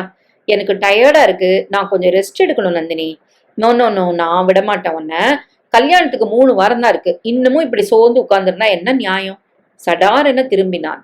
மனுஷனோட சங்கடம் புரியாதா உனக்கு? என்ன தனிமையில் இருக்க விடுறியா? Will you get out please?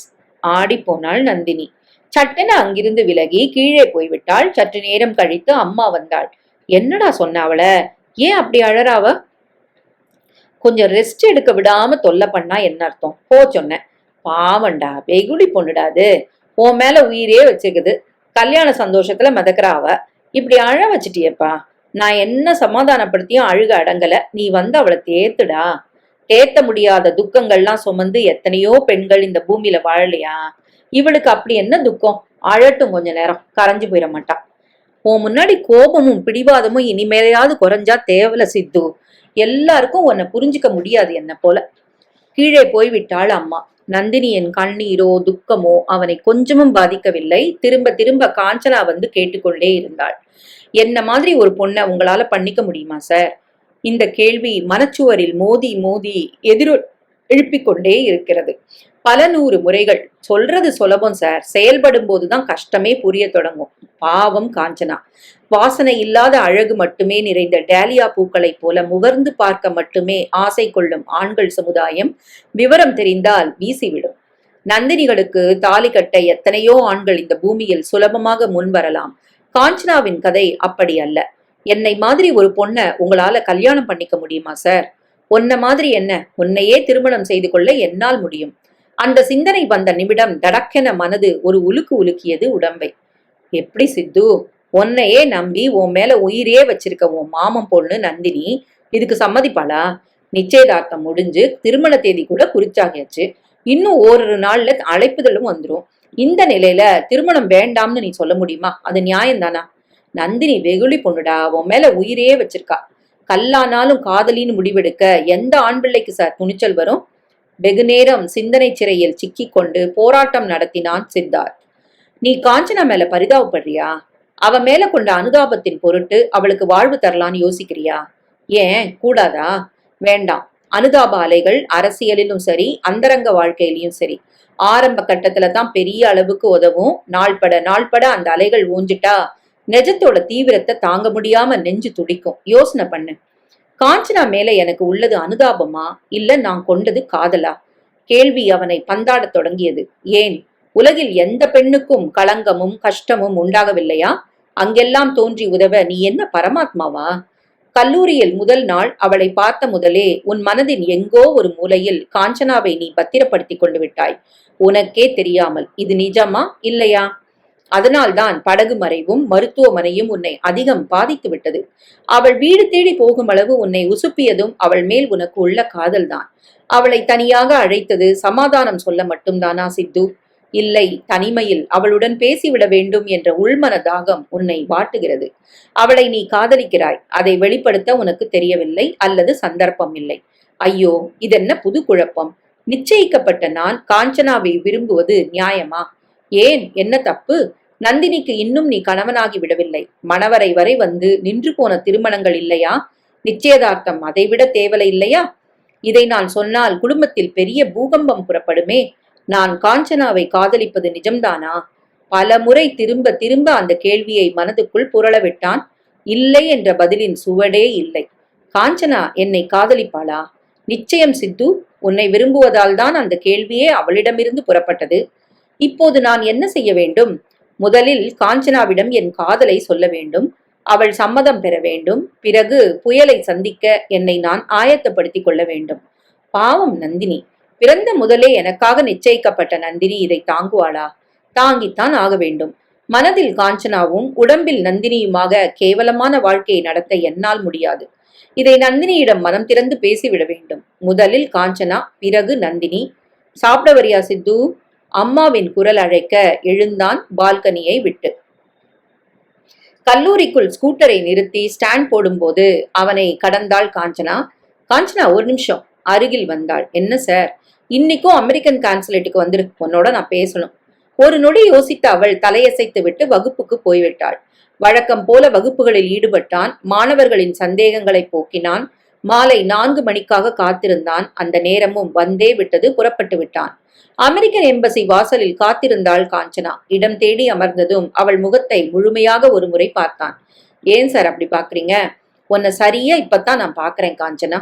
சற்றே கூச்சத்துடன் அவள் தலை குனிந்தாள். வந்த விஷயத்த சொல்லிடுறேன். நேத்திக்கு நீ கேட்ட கேள்விக்கு பதிலோட வந்திருக்கேன். என்ன கேட்டேன் நானு? என்ன மாதிரி ஒரு பொண்ணை உங்களால கல்யாணம் பண்ணிக்க முடியுமா சார்? அதை நீங்க சீரியஸா எடுத்துக்கிட்டீங்களா? சீரியஸா மட்டும் இல்ல காஞ்சனா, பதிலோட வந்திருக்கேன் இப்போ. பதில்? ஒன்ன மாதிரி என்ன? உன்னையே கல்யாணம் பண்ணிக்க நான் முடிவு பண்ணியாச்சு. தடக்கனை எழுந்து விட்டாள் காஞ்சனா. ஏன் எழுந்துட்ட? உட்காரு. சார், உங்களுக்கு கல்யாணம் நிச்சயமாயிட்டு தான் நான் கேள்விப்பட்டது. நிஜம்தான், நிச்சயம்தான் ஆகியிருக்கு, இன்னும் நடந்துடல. யார் அந்த பொண்ணு? என் மாமன் பொண்ணு நந்தினி. பிறந்த அன்னைக்கே எனக்காக தீர்மானிக்கப்பட்டவ. இப்ப அவங்கள விளக்குறது துரோகம் இல்லையா? அப்படி நான் நினைக்கல. நீங்களும் சம்மதிச்சு தானே நிச்சயம் பண்ணாங்க? ஆமா. சோ நந்தினியை நீங்க வெறுக்கல? இல்ல. ஆனா அவளை நான் காதலிக்கவும் இல்ல.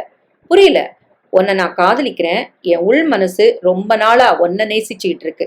அது எனக்கே தெரியல. நேத்திக்குத்தான் அந்த உணர்வுகள் நுரை போல மிதந்து மனசோட மேல் மட்டத்துக்கு வந்திருக்கு. அது கேட்ட கேள்விகளுக்கு இப்பதான் நான் பதில் சொல்ல தொடங்கி இருக்கிறேன். நோ, என்னால முடியாதுன்னு நினைக்கிறேன். என்னால ஒரு பொண்ணு ஏமாறக்கூடாது. அதை தடுத்து நிறுத்த இனி யாராலும் முடியாது. என்ன சொல்றீங்க?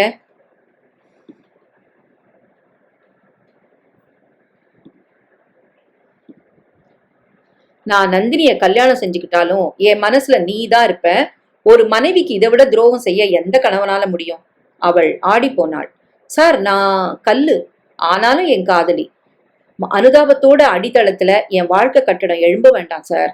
இல்ல காஞ்சனா, காதல்ங்கிற கான்கிரீட் தான் அந்த கட்டிடத்தை கட்டப்போகுது. என்னால நம்ப முடியல. எதிர்காலத்துல உங்களுக்குன்னு எதை நான் தர முடியும்? எனக்கு நிகழ்காலம் முக்கியம். நீ அதை விட முக்கியம். நாளைக்கு விடியும் போது யோசிக்கலாம். சொல்லு, என் காதலை ஏத்துக்க உனக்கு சம்மதமா? சார், யோசிக்க அவகாசம் வேணுமா காஞ்சனா? ஒரு நாள் போதுமா அதுக்கு? காஞ்சனா அழுது விட்டாள். ஏன் அழற? நான் தப்பா பேசிட்டேனா? இல்ல, உங்களை போல ஒருத்தரோட நேசம் என்னை தேடி வந்தது என் பூர்வ ஜென்ம புண்ணியம். ஆனா சொல்லுமா, நிச்சயிக்கப்பட்ட உங்க கல்யாணம் நின்னு போனா அதோட பின் விளைவுகள் பயங்கரமா இருக்காதா? இருக்கும் தான். காரணம் நான் தானே. நீ மட்டும் இல்ல, உன் மேல உள்ள நேசத்தை உடனே உணர்ந்த என் மனசுதான் முக்கிய காரணம். பயமா இருக்கு சார். எதுக்கு பயம்? இது நிஜமான காதல், எதையும் எதிர்பார்க்காத காதல். இதுக்காக ஒரு போராட்டம் அவசியம்னா களத்துல இறங்கித்தானே ஆகணும் காஞ்சனா. அவள் பேசவில்லை. நீ தைரியமா இரு. உனக்கு என் மேல காதல் உண்டுதானே? அதுல என்ன சார் சந்தேகம்? என்ன வந்தாலும் எதிர்த்து நிக்கிற தெம்பு உண்டா? சாஞ்சிக்க உங்க தோள் இருக்கும்போது நான் ஏன் கவலைப்பட போறேன்? குட். நாளைக்கே கூட நீ என் மனைவியாகலாம். தயாரா இரு. இப்போ புறப்படு. கவலையுடன் அவனையே பார்த்து கொண்டு நின்றாள் காஞ்சனா. இரவு 9 மணிக்கு அப்பா உள்ளே நுழைந்தார். கூடவே மாமாவும் இருந்தார். சாப்பாடு முடியும் வரை அவர்கள் சலசலவென பேசிக் கொண்டிருந்தார்கள். நந்தினி நேற்றைய கோபத்திலிருந்து இன்னும் விடுபடவில்லை. அவனாக வந்து சமாதானப்படுத்துவான் என்று காத்து கொண்டிருந்தாள். உனக்கு 1000 இன்விடேஷன் போதுமா சித்து? சித்தார்த் நிமிர்ந்தான். அப்பா, உங்க கூட நான் கொஞ்சம் தனியா பேசணும். நீ ஏன் கூட என்ன தனியா பேச இருக்கு? எல்லாரும் இங்க நம்ம ஆட்கள் தானே, சொல்லு. இல்லப்பா, உங்க கூட தனியா பேசணும். இப்பவே நான் பேசியாகணும். மாமா அம்மாவின் முகத்தை பார்த்தார். அப்பா ஒன்றும் சொல்லாமல் கை கழுவி விட்டு எழுந்து வந்தார். தன் அறைக்குள் நுழைந்தார். சித்தார்த் பின்னால் தொடர்ந்தான். கதவை சாத்தினான். என்ன சித்து? ப்ரூஃப் பார்த்து நாளைக்கு தானே சொல்லணும் இன்விடேஷனுக்கு. ஆமா, சொல்ல வேண்டாம். ஏன்? கல்யாணத்தை நிறுத்திருங்கப்பா. அப்பா தடாலென எழுந்து விட்டார். சித்து, என்ன வளர்ற? இந்த கல்யாணம் நடக்க வேண்டாம், நடக்க கூடாது. அதான் ஏன்னு கேக்குறேன். எனக்கு விருப்பம் இல்ல. அப்பா அதிர்ந்து போனார். எழுந்து அவனை நெருங்கினார். சித்து, நீ தெளிவா தானே இருக்க? நிச்சயமா. என்னப்பா இப்படி ஒரு குண்டை தூக்கி போடுற? நான் சொல்ல வேண்டிய கட்டாயத்துல இருக்கேன்ப்பா. அதான் என்ன காரணம்னு கேக்குறேன். நிச்சயதார்த்தம் நடக்கும்போது தடுக்கல, தேதி குறிக்கும் போது தடுக்கல, கல்யாண வேலைகள் மளமளன்னு நடக்குது, நேத்தி வரைக்கும் மறுக்கல. இன்னைக்கு உனக்கு என்னடா ஆச்சு? அவன் பேசவில்லை. நீ விளையாடாத சித்து. இது ஒரு பொண்ணோட வாழ்க்கை. அதுல விளையாட உனக்கு உரிமை இல்ல. நானும் அதையேதான்ப்பா சொல்றேன். புரியல. நான் நந்தினிய சொல்றேன். உன்னையே உயிரா நினைச்சு வாழ்ந்துட்டு இருக்கிறா. நான் நந்தினிய சொல்லல. இதுக்கு என்ன அர்த்தம் சித்து? நான் இன்னொரு பொண்ண சொல்றேன். என் மாணவி காஞ்சனாவை சொல்றேன். என்னை விட்டா அவளுக்கு யாரும் வாழ்க்கை தர முடியாது. அப்படி ஒரு இக்கட்டான சூழ்நிலை ஏற்பட்டாச்சு. ஒரு நொடியில் அப்பா அதை தவறாக புரிந்து கொண்டு விட்டார். ஓ மாணவி காஞ்சனாவா? அவளுக்கு நீ மட்டும்தான் வாழ்வு தர முடியும் சொல்ற அளவுக்கு இக்கட்டான சூழ்நிலையா? ஆமா. அப்பா வெளியேறி சடாரென கதவை திறந்தார். அம்மாவை அழைத்தார். அம்மா ஓடி வந்தாள். கதவை சாத்தினார். இப்ப சொல்லுடா. திரும்பவும் சொன்னான் சித்து. அம்மா அமிலம் கொட்டியது போல அலறி விட்டாள். நந்தினிக்கும் உன்னை விட்டா யாருமே வாழ்வு தர முடியாதுடா தம்பி. அம்மா, உனக்கு புரியல. நந்தினிக்கு நிச்சயமா நான் இல்லைன்னா இன்னொருத்தன் புருஷனாக முடியும். காஞ்சனாவை யாரும் ஏத்துக்க முடியாத சூழ்நிலையில அவ இருக்காமா? உனக்கு புரியலையா மீனு? அந்த பொண்ணை இவன் சேதப்படுத்திட்டான். சரிதானா சித்து? அதிர்ச்சியின் எல்லைக்கு வந்துவிட்ட சித்து அலற வாய் திறந்தான். உள்குரல் சடாரென அவனையே எழுப்பியது. சித்து, ஏன் அவசரப்படுற? யோசி. காஞ்சனா பருவமடையாத பொண்ணு. அவளை நான் காதலிக்க தொடங்கிட்டேன். அவளுக்கு வாழ்வு தர ஆசைப்படுறேன் அப்படின்னு நீ சொன்னா இந்த சூழ்நிலையில குடும்பமோ சமூகமோ அதை ஒப்புக்கொள்ளாது. தீர்மானிச்ச திருமணம் நடந்தே தீரணும்னு ஒத்த கால்ல நிக்கும். உன்னை விட மாட்டாங்க. நீ இவங்க கிட்ட இருந்து தப்பிக்க முடியாது. காஞ்சனாவை நீ கற்பழிச்சிட்டுதான் தவறா கருதி அவங்க கருதிட்டாங்க. இத உடனே உபயோகப்படுத்திக்கோ. இந்த பழிய நீ சுமந்துட்டா காஞ்சனா வாழ்வு பூக்கும். மௌனமாக இருந்து விட்டான். ஏண்டா பேசல? சொல்லுடா சித்து. அம்மா அவனை பிடித்து உலுக்கினாள். அவன் பேசவே இல்லை. அவன் எப்படி பேசுவான்? உன் பிள்ளை யோகியன்னு பெருமை அடிச்சுப்பியே. எப்படிப்பட்ட காரியத்தை எந்த சமயத்துல செஞ்சுட்டு வந்து நிக்கிறான் பாத்தியா? அந்த பொண்ணு கர்ப்பமா இருக்காளா சித்து? அதற்கும் சித்து பேசவில்லை. கேள்வி என்னடி கேள்வி? உன் பிள்ளை விளையாடி இருப்பான். பின்விளைவுகள் எதுவும் வராதுன்னு தைரியமா நந்தினிக்கு புருஷனாக சம்மதிச்சு நிச்சயதார்த்தமும் பண்ணிக்கிட்டான். கல்யாண ஏற்பாடுகள் இங்க மும்முரமா நடக்கும்போது அந்த பொண்ணு வாந்தி எடுத்திருப்பா. நேத்திக்கு ஐயாவுக்கு நிஜம் தெரிஞ்சு போச்சு. விடுவாளா அந்த பொண்ணு? என்னை விட்டா அவளுக்கு வேற யாரும் வாழ்க்கை தர முடியாதுன்னு ஒரு இக்கட்டான சூழ்நிலை ஏற்பட்டாச்சு.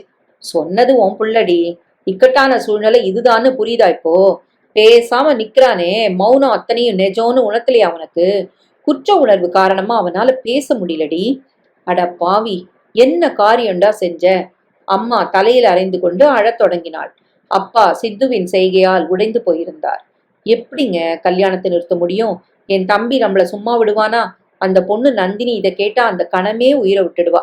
உயிரை விட மாட்டா. தலை தப்புனது புண்ணியோன்னு சந்தோஷ பெருமூச்சு விடுவா. கல்யாணம் முடிஞ்ச பின்னால இந்த காஞ்சனா வந்து நின்றுதா நிலைமை என்ன இருக்கும்? தெய்வம் தாண்டி நம்ம மானத்தை காப்பாத்திருக்கு. என்னங்க சொல்லு. நம்ம சாரதா டாக்டர்கிட்ட போய் அந்த பொண்ணோட கர்ப்பத்தை கலைச்சிடலாமா? கலைச்சிட்டு ஏதாவது பணம் தந்து அவளை விலைக்க சொல்லி நான் கெஞ்சி கேக்குறேன். மீனாட்சி, அப்பா அலறி விட்டார். ஏங்க, நீ ஒரு பொம்பளை தானா? ஒரு பிள்ளைக்கு தாய் ஸ்தானத்துல இருக்கிறவ பேசுற பேச்சா இது? உன் பிள்ளை விளையாடின விளையாட்டுக்கு அந்த பொண்ணு விலை தரணுமா? ஊரும் அவளை சேர்ந்தவங்களும் நம்மளை விட்டு வைப்பாங்களா? நந்தினியை காப்பாத்த வேற வழி தெரியல எனக்கு. இல்ல மீனாட்சி, எல்லாம் தெரிஞ்சா நந்தினியை இவனுக்கு தர உன் தம்பியே சம்மதிக்க மாட்டான். ரொம்ப நேரமா நாம பேசிட்டு இருக்கோம், வெளியில போலாம். உடைச்சு பேச வேண்டிய நேரம் வந்தாச்சு, வா. அப்பா கதவை திறந்தார். அம்மாவும் பின்தொடர்ந்தாள். ஆயாச பெருமூச்சுடன் அங்கேயே உட்கார்ந்து விட்டான் சித்தார்த். எத்தனை பெரிய பழி எனக்கு!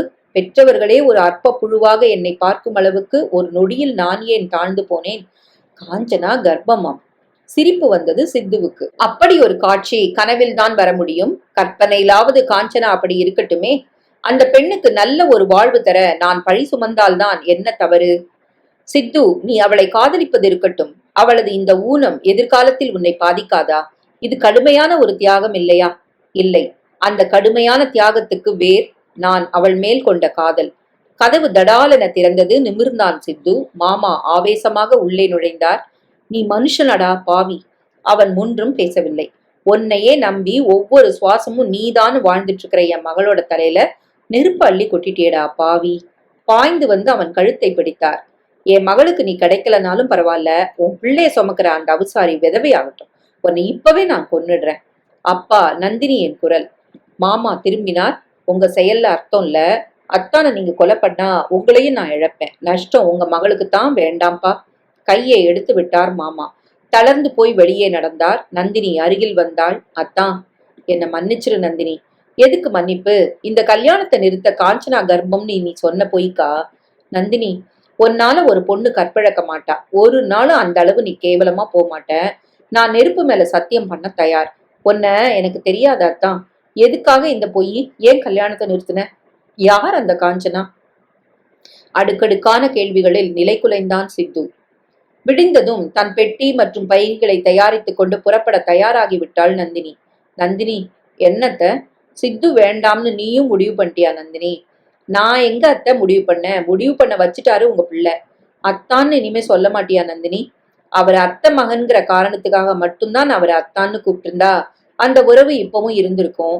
என் உணர்வுகள் வேற. அதுக்கு இனிமே அர்த்தம் இல்ல, உறவுக்கும் பொருள் இல்ல. நந்தினி, போலாமா? இனிமே 2 பேரும் வரமாட்டீங்களா தம்பி? இந்த வீட்டுல எங்களுக்கு என்ன வேலை? துரோகி. என் மக வாழ்க்கையில மண்ணை கொட்டின மகா பாவி. அவன் இருக்கிற வீட்டுல நான் கால் பதிச்சா என்னை விட கதி கெட்டவன் யார் இந்த ஊர்ல? அப்பா, நீ சும்மா இருமா, புறப்படு. அத்தை, நான் வரேன். மாமா வரட்டுமா? நான் உங்க பிள்ளை எங்க அத்தை? உள்ளே இருக்கான். நுழைந்தாள் நந்தினி. நான் புறப்படுறேன். சித்தார்த் கண்கள் கலங்க அவளை பார்த்தான். எதுக்காக இந்த பொய்? ஏன் கல்யாணத்தை நிறுத்தின? யார் அந்த காஞ்சனா? மௌனம் தொடர, சொல்லு அத்தான். அந்த உண்மை தெரியாம இந்த வீட்டை விட்டு நான் நகர மாட்டேன். நந்தினி, என காரணம் கேட்காத. இல்ல, நீ சொல்லியே ஆகணும். உன்னால தாங்கிக்க முடியாது நந்தினி. நீ எனக்கு இல்லைன்னு சொன்ன அந்த செய்தியே தாங்கிக்கிட்டேன். நான் இன்னும் உயிரோட இருக்கேன். அதை விடவா ஒரு அதிர்ச்சிகரமான செய்திய உன்னால சொல்லிட முடியும்? சொல்லு அத்தான். நந்தினி, பரவாயில்ல சொல்லு.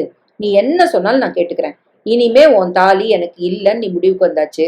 அதை யாராலும் மாத்த முடியாது. நிஜம் தெரிஞ்ச நிம்மதியோட நான் இங்கிருந்து புறப்படுறேன். சொல்லு அத்தான். கதவை சாத்து நந்தினி. சாத்தி விட்டு வந்தாள்.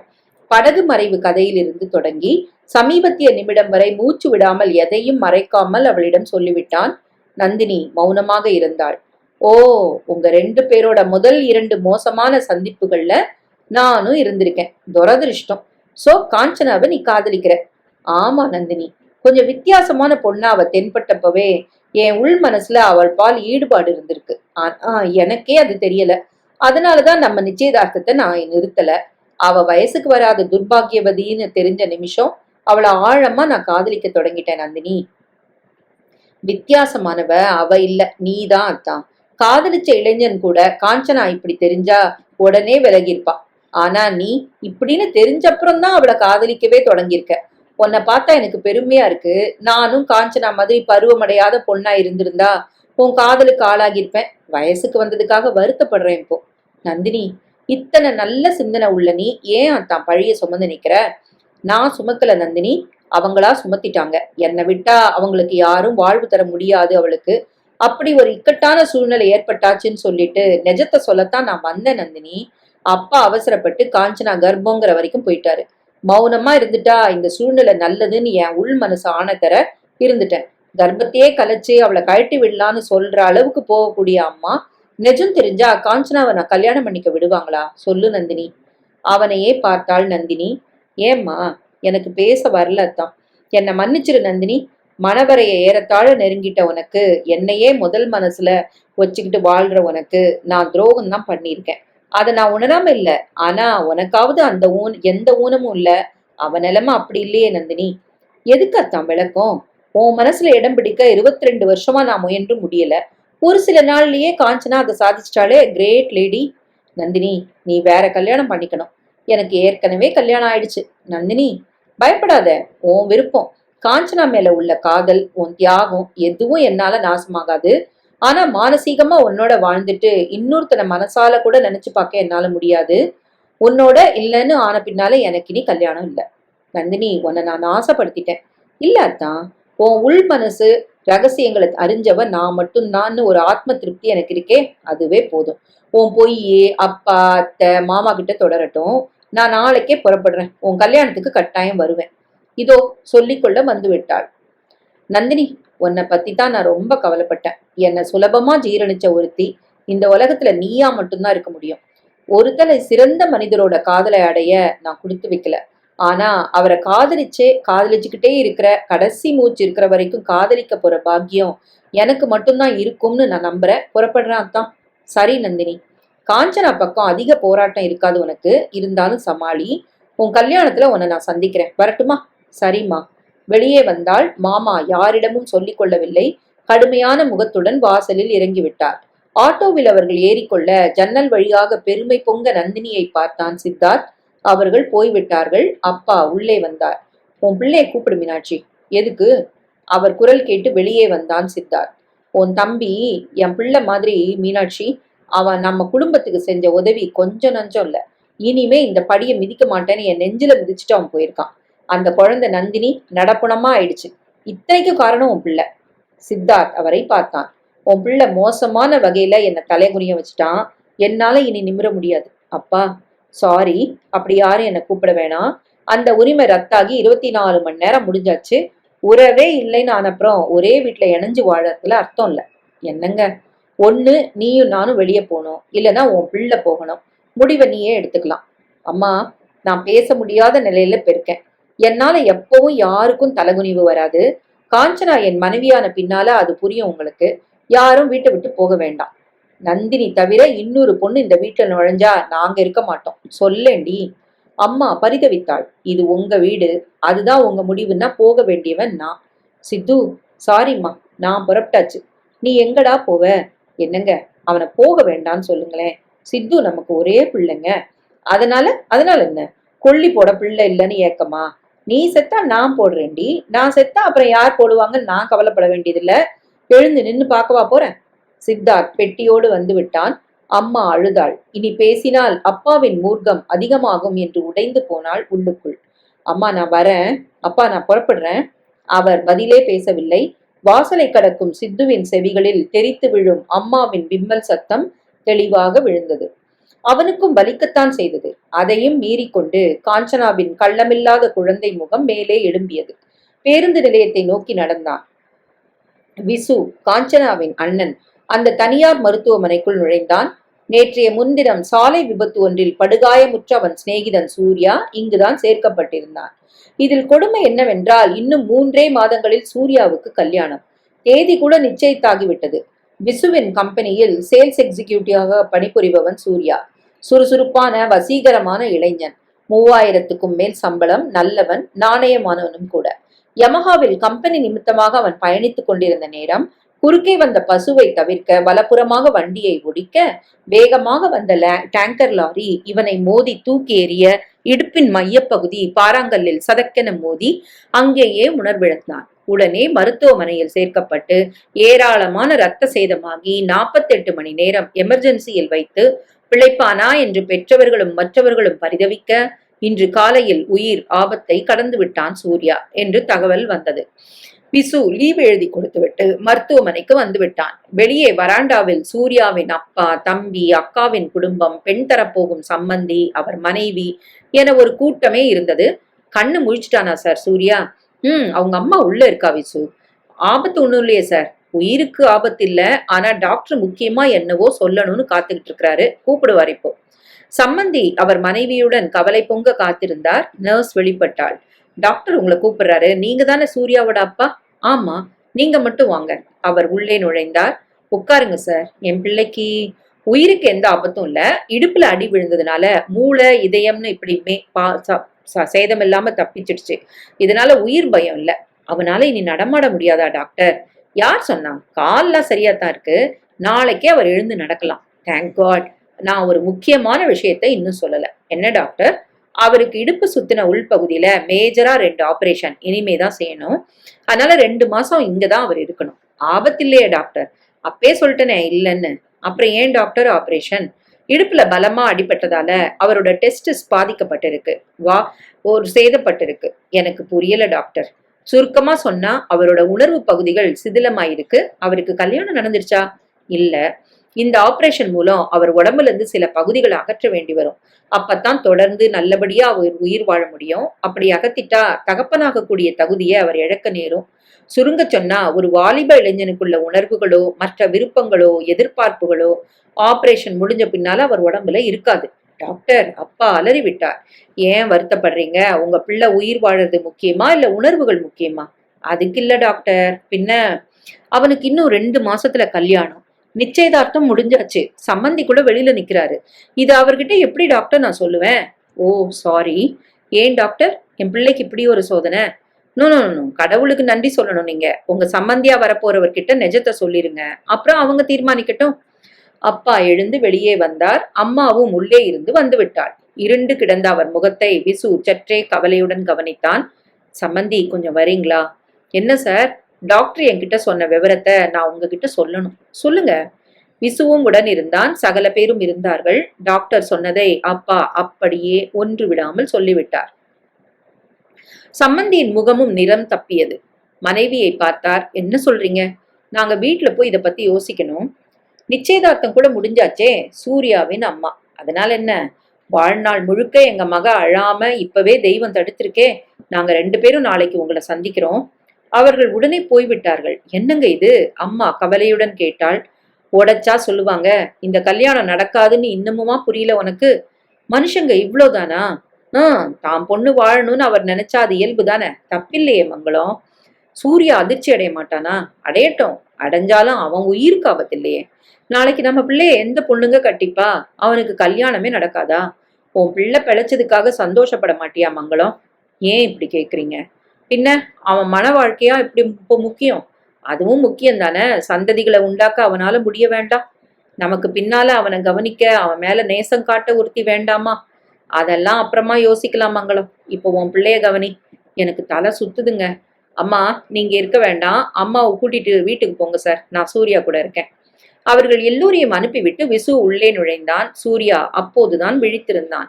வா விசு, எப்படி இருக்க சூர்யா? I'm all right. வெளியில நம்ம ஆட்கள்லாம் இருக்காங்களா? எல்லாரையும் அனுப்பிட்டேன். உன் கூட நான் தான் இருக்க போறேன். கவிதா வீட்டுக்கு தகவல் சொல்லியாச்சா? யாரு கவிதா? எனக்காக நிச்சயிக்கப்பட்ட பொண்ணுப்பா. விசுவின் நெஞ்சு ஒரு நொடி கசிந்தது. அவளுக்காக பாவம் எத்தனை கனவுகளை சேமித்து வைத்திருக்கிறானோ. சொல்லியாச்சு, வருவாங்க. வர சொல்ல வேண்டாம் விசு. பின்ன கல்யாணத்தை உடனடியா நிறுத்த சொல்லு. சூர்யா, என்ன உளர்ற? எதுக்கு விசு நாடகம் ஆடுற நீயும்? என்கிட்ட நீங்க யாரும் வந்து சொல்ல வேண்டாம். நான் தூங்குறதா நினைச்சு 2 நர்ஸ்கள் என்னை பத்தி பேசினப்போ சகல தகவல்களையும் நான் தெரிஞ்சுக்கிட்டேன். இடியட்ஸ். யாரு? நர்ஸ்களா? எதுக்கு விசு கோவப்படுற? எப்படியும் எனக்கு தெரிய வேண்டிய உண்மைதானே. விசு பேசவில்லை. நான் இப்படின்னு தெரிஞ்சும் எந்த பொண்ணும் ஒரு சன்னியாசினியா வாழ ஆசைப்படுவா? நிச்சயம் கவிதா என்னை கட்டிக்க போறதில்ல. அதுக்கு நான் கவலைப்படல. ஆனா அம்மாவை நினைச்சாதான் மனசு ஆறல. என் வாரிசுகளை சுமந்து சுகப்படணும்னு அவங்க பட்ட ஆசையில இப்படியா இடி விழும்? அம்மாவுக்கு அந்த ஆசை கூட இப்ப இல்ல சூர்யா. பின்ன அவங்க காலம் முடிஞ்சிட்டா உன் மேல அனுசரணை காட்ட உனக்குன்னு ஒரு பொன் துணை வேணும்னு ஏங்குறாங்க. சூர்யா சிரித்தான். இது என்ன வாட்ச்மேன் உத்தியோகமா வாசல்ல உட்காந்து காவல் காக்க? சூர்யா, சோத்துக்கே வழி இல்லாத ஒருத்தி பட்னிய போக்கிக்க எனக்கு பத்தினி ஆகலாம். வயிற்று பசி அடங்கிட்டா வயசு பசி தொடங்கிடும் விசு. முதல் பசியை தீர்க்க முடிஞ்ச என்னால அடுத்த பசியை எப்படி போக்க முடியும்? பட்னியாவும் ரொம்ப நாள் இருக்க முடியாது. பத்தினியாவும் அதிக நாள் தாக்கு பிடிக்க முடியாது. பசி அடங்குனாத்தான் 2மே சாத்தியம். எனக்குன்னு ஒரு பெண் துணை இந்த ஜென்மத்துல அமையாது. சொல்லும்போது கண்ணீர் வழிந்தது சூர்யாவுக்கு. சூர்யா, சொல்லு விசு. உன்னை போல ஊனமாகி உலகமே வெறுத்து போன ஒரு பெண் ஜென்மம் இருந்தா உன்னை அவளும் அவளை நீயும் ஒப்புக்க முடியுமா? புரியல? ஆண் துணை தனக்கு இனி இல்லைன்னு முடிவு செஞ்சு கல்லாகி போன பொண்ணு உன்னை தேடி வந்தா? அப்படி யார் இருக்கா விசு இங்க? இருக்காடா சூர்யா. இன்னும் பூக்காத மலருவோங்கிற நம்பிக்கையே இல்லாத என் தங்க காஞ்சனா இருக்காடா. அவளை விட பொருத்தமான துணை உனக்கு யாருடா சூர்யா? குபீரென கண்கள் மலர நண்பனை புது மகிழ்ச்சியுடன் பரவச பார்வை பார்த்தான் சூர்யா. தன் தங்கைக்கும் ஒரு பாதுகாப்பு நிரந்தரமாக கிடைக்கப் போகும் பூரிப்பில் உடனே புறப்பட்டான் வீட்டுக்கு விசு. நீ என்ன சொல்ற காஞ்சனா? கோகிலா நம்ப மாட்டாமல் கேட்டாள். நான் அவரை காதலிக்கிறேன்னு சொன்னா நீ நம்பாம போலான். நீ அவர் என்ன காதலிக்கிறாரு? இத்தனை நீளமான வாக்கியத்தை முறையான உணர்ச்சி கலந்த குரலில் ஏற்ற இரக்கங்களோடு காஞ்சனா பேசி கோகிலா கேட்பது இதுவே முதல் முறை. நிஜம்மா? நீ என்ன நம்பலனா அவரே வந்து அதை சொல்லுவார் அண்ணி. தான் சித்தார்த்தை சந்தித்து பேசியது இந்த அளவுக்கு கொண்டு போய் விடும் என்று கோகிலா எதிர்பார்க்கவில்லை. ஓ மேல அவர் கொண்ட காதல் காத்தை விட சுத்தமானது, கடலை விட ஆழமானது அண்ணி. அவர் வீட்டுல இதுக்கு சம்மதிப்பாங்களா காஞ்சனா? தெரியல அண்ணி. அவருக்கும் மாம மக நந்தினிக்கும் நிச்சயமாயிருக்கு. என்னது? நீ பயப்படாத அண்ணி, அவர் என்னை விட்டுற மாட்டாரு. நான் அவரை நம்புறேன் பரிபூரணமா. என்ன 2 பேரும் ரொம்ப நேரமா பேசுறீங்களே? வாங்க சொல்றேன். மாமியாரிடம் சகலமும் சொன்னாள் கோகிலா. தெய்வமே, கிழவி கை கூப்பி தொழுதாள். தொழுது கொண்டே அழுதாள். அந்த புண்ணிய ஆத்மா எப்பவும் என் மகளை இது போலவே நேசிக்கட்டும். அண்ணன் வந்ததும் நீயே சொல்லிட அண்ணி. அவரோட நண்பருக்கு விபத்துன்னு ஆஸ்பத்திரியில இருக்கிறாரு, வந்துருவாரு. அவரும் சந்தோஷப்படுவாரு. உனக்காக ஏங்கி ஏங்கி அவர் தூக்கத்தையே தொலைச்சாச்சு காஞ்சனா. அவர் துக்கம் தீரப்போகுது. வாசலில் ஆட்டோ வந்து நின்றது. கோகிலா ஓடி வந்தாள். சித்தார்த் இறங்கினான். காஞ்சனாவும் பார்த்து விட்டாள். வாங்க. கோகிலா புன்முறுவலுடன் அழைத்தாள். காஞ்சனா நாணத்துடன் சிரித்தாள். அம்மா வந்து அழைத்தாள். மிஸ்டர் விஸ்வநாதன் இல்லையா? வந்துருவாரு, உட்காருங்க, நான் காஃபி கொண்டு வரேன். நீ பேசிட்டு இருக்காஞ்சனா. காஞ்சனா அருகில் வந்தாள். ஏதாவது பிரச்சனையா? வீட்டுல எல்லாம் பேசியாச்சா? நிறைய விஷயம் இருக்கு. அவனது முகத்தில் இருந்த சோர்வு அவளை கலவரப்படுத்தியது. சம்மதிக்கலையா? இல்ல. காஞ்சனா பீதியுடன் அவனை பார்த்தாள். கோகிலா காஃபியுடன் வந்தாள். பிரச்சனையா வீட்டுல? பெரியவங்க சம்மதிக்கல. நிச்சயமான கல்யாணம் நின்னு போனா யாரால அதை ரசிக்க முடியும்? என்னால எத்தனை பேருக்கு கஷ்டம்.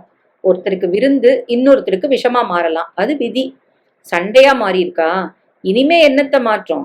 எல்லாம் முடிஞ்சாச்சு. என்ன வீட்டை விட்டு வெளியில போ சொல்லிட்டாரு அப்பா. காஞ்சனா கோகிலா இருவரும் விக்கித்து போனார்கள். வந்துட்டேன். இப்ப சிநேகிதன் வீட்டுல தற்காலிகமா தங்கியிருக்கேன். வேற வீடு பார்க்கணும். என் மேல சாபத்தை தூவ போறாங்க எல்லாரும். ஒரே பிள்ளைய பிரிச்சவன்னு. அவங்க சாபம் ஒன்ன என்ன செய்யும் காஞ்சனா? நந்தினி என்ன சொன்னா? என்ன தடை வந்தாலும் காஞ்சனாவை கைவிடாதுன்னு சொன்னா. நந்தினியா அப்படி சொன்னா? இழந்தவ அவதான். ஆனா புரிஞ்சுகிட்டவளும் அவ மட்டும்தான். கும்பிடணும் அவளை. எத்தனை உத்தமமான பொண்ணு தெரியுமா அவ? உங்க மேல உயிரையே வச்சிருந்தாளே. இப்பவும் அதுல மாத்தம் இல்ல. இந்த நிமிஷத்துல கூட மானசீகமா என் மேல அன்பு செலுத்துறா. அவ சராசரி பொண்ணு இல்ல காஞ்சனா. ரொம்பவும் வித்தியாசமானவ. உங்களை விடவா? எனக்காக எதுக்கும் உபயோகப்படாத ஒருத்திக்காக இத்தனை காலம் பொத்தி பொத்தி வச்ச உறவுகளை வெட்டி வீழ்த்துட்டு வந்துட்டீங்களே சித்து. என்னால தாழ முடியல. கோகிலாவும் கண்களை துடைத்து கொண்டாள். உங்க அண்ணிக்கு நன்றி சொல்லு. உன்னை பத்தின உண்மை தெரிஞ்ச அப்புறம் தானே எனக்கு இந்த தீவிர காதல். காரணம் உங்க அண்ணி. வாசலில் ஸ்கூட்டர் வந்து நின்றது. விசு படியேறி வந்தான். புருவம் சுருங்க ஏறிட்டான் சித்தார்த்தை. என்னங்க, நல்ல விஷயம் நிறைய பேச போறேன் உங்ககிட்ட. அதை கண்டவங்க முன்னால ஆரம்பிக்கணுமா? ஐயா, அவசரப்படாதீங்க. அவர் கண்டவர் இல்ல, கண் கண்ட தெய்வம் நம்ம குடும்பத்துக்கு. என்ன வளர்ற? உள்ள வாங்க. அவனை இழுத்து கொண்டு வந்தாள் கோகிலா உள்ளே. வார்த்தைகளை அவசரப்பட்டு கொட்டிராதீங்க. உங்க தங்கைக்கு வாழ்வு தர வந்திருக்கிறாரு சித்தார்த். இவனா? ஏன் தங்கைக்கு வாழ்வா? ஐயோ, உறக்க பேசாதீங்க. அவர் காதுல விழ போகுது. காரியமே உங்களால கெட்டும் போல இருக்கே. கெடட்டுமே. என்னையும் என் தங்கையும் ஆபாசமா இணைச்சு பேசின அடி முட்டாளிமை. அது அப்போ விவரம் தெரியாத யாருக்கும் வரக்கூடிய சந்தேகம்தான் அது. புரிஞ்சதும் அவரே மன்னிப்பு கேட்டாச்சு. அப்புறமா நிறைய அற்புதங்கள் நிகழ்ந்திருக்கு. விவரமா நான் சொல்றேன் உங்களுக்கு. அவரை வாங்கன்னு கூப்பிடுங்க முதல்ல. இவனையா? நானா? ஐயோ, ஏன் இப்படி பேசுறீங்க? காஞ்சனா வாழணும்னு துடிச்ச நீங்களே அவளுக்கு சத்ருவா மாறணுமா? என் தங்க நிச்சயமா வாழத்தான் போறா. ஆனா இவனுக்கு மனைவியா இல்ல. பின்ன வயசுக்கவே வராத உங்க தங்கைக்கு இதை விட அம்சமான மாப்பிள்ள கிடைப்பாரா? முதல்ல எந்த ஆண் பிள்ளை சம்மதிப்பான் அவளை கட்டிக்க? சம்மதிச்சிட்டான். முடிவு பண்ணிட்டு தான் வந்திருக்கேன். இன்னும் 3 மாசத்துல கல்யாணம். போதுமா? சரீரென வெளியே வந்தான். ஹாலில் இருந்த சித்தார்த் காதில் சகலமும் விழுந்தது. எழுந்து விட்டான். காஞ்சனா பதறி விட்டாள். அண்ணா, என்ன இது? யாரு கேட்டு யாருக்கு என்ன முடிவு பண்ணிருக்க? உன் வாழ்க்கையில என்னை விட யாருக்கும் அக்கறை இருக்க முடியாது காஞ்சனா. என் முடிவு உனக்கு உகந்ததாத்தான் இருக்கும். சார், நான் உங்க தங்கைய காதலிக்கிறேன். அவளும் என்ன விரும்புறா. எனக்காக தனக்கு நிச்சயிக்கப்பட்ட கல்யாணத்தை நிறுத்திட்டு வீட்டை விட்டு வெளியே வந்திருக்கிறாரு அவரு. சொந்தம் பந்தம் இல்லாத அனாதைகளுக்கு இந்த வீட்டுல உறவை உண்டாக்கிக்க அனுமதி இல்லை. என்னங்க, நான் உனக்காக போட்டிருக்கிறது பலமான அஸ்திவாரம். இந்த காதல் கட்டிடம் வேணாம் உனக்கு. Sir, get out I say. நீ உள்ள போ காஞ்சனா, நீ குழந்தை, நல்லது கெட்டது உனக்கு தெரியாது.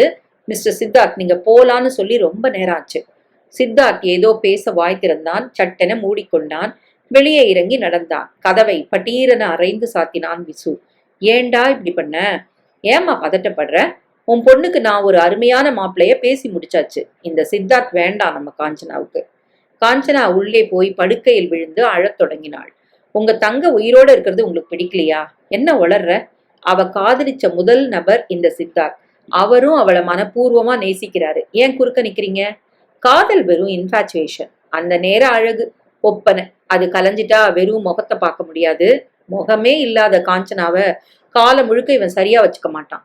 அவளுக்கு என்ன குறைன்னு தெரிஞ்சுதான் அதிகம் காதலிக்கிறார் சித்தார்த். இருக்கலாம், மனுஷ மனசு ஒரே மாதிரி இருக்காது. இவங்கிட்ட என் தங்க வாழ்வு பாதுகாப்பா இருக்காது. பிறந்த முதலே அவனுக்காக நிச்சயிக்கப்பட்ட பொண்ண கடைசி நிமிஷத்துல இவளுக்காக விலக்கியிருக்கான். நாளைக்கு இன்னொருத்தி இவன் வாழ்க்கையில குறுக்கிட்டா காஞ்சனாவோட பாதுகாப்புக்கு என்ன உத்தரவாதம் வாதம்? அண்ணா, அலறிக்கொண்டு வெளிப்பட்டாள் காஞ்சனா. அவர் அப்படிப்பட்டவர் இல்ல. சரிம்மா, அவனும் மனுஷன், அவனுக்கும் பசி உண்டு. வெறும் இலைய பார்த்துட்டு வாழ்நாள் முழுக்க இருக்க முடியுமா அவனால? அதனால பசிக்காத ஒருத்தனை பதியா தேர்ந்தெடுத்துட்டா பரிமாறவே வேண்டாம் பாரு. நீ பரிமாறினாலும் அவன் சாப்பிட மாட்டான், சாப்பிட அவனால முடியாது. அப்படிப்பட்ட ஒருத்தனை உனக்காக முடிவு செஞ்சாச்சு. இதை விட என்னம்மா பாதுகாப்பு தர முடியும் உனக்கு? குழப்பத்துடன் அண்ணனை அவள் பார்க்க சொல்லத் தொடங்கினான் விசு. அம்மாடி. என்னப்பா? வாக்மேனை காதில் செருகியிருந்த நந்தினி நிமிர்ந்தாள். நீ பதிலே சொல்லல.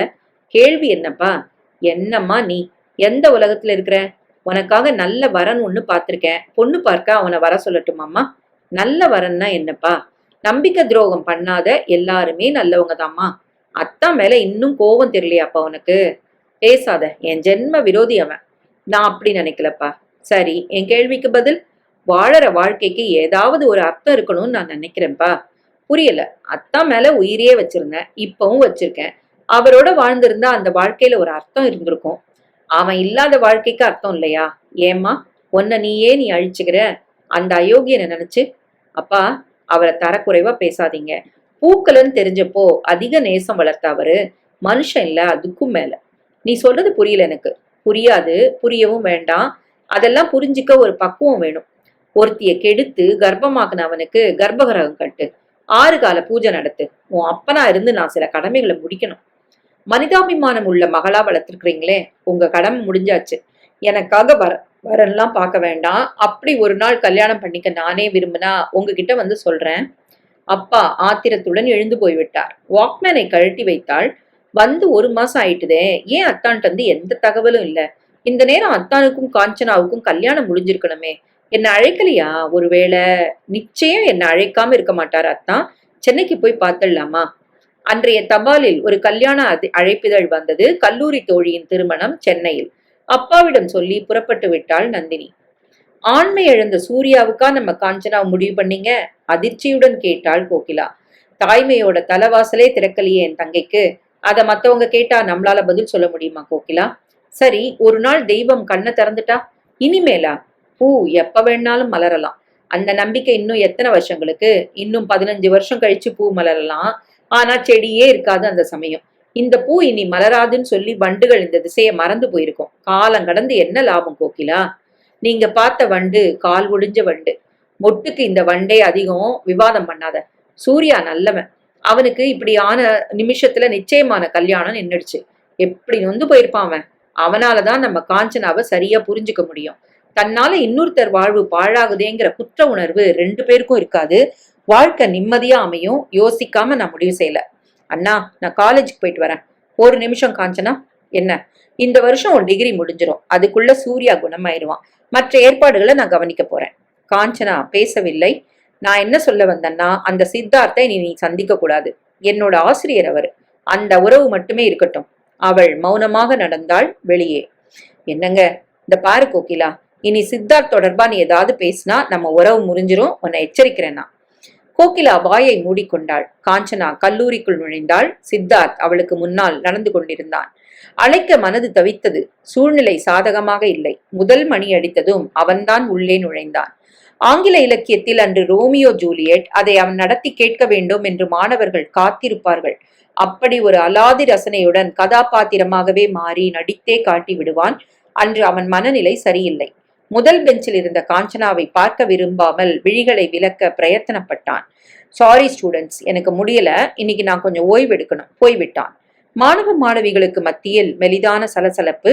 சார் ஒரு மாசமா சரியா இல்ல, என்ன காரணம் தெரியல. அவரோட கல்யாணம் நின்னு போச்சான். அப்படியா?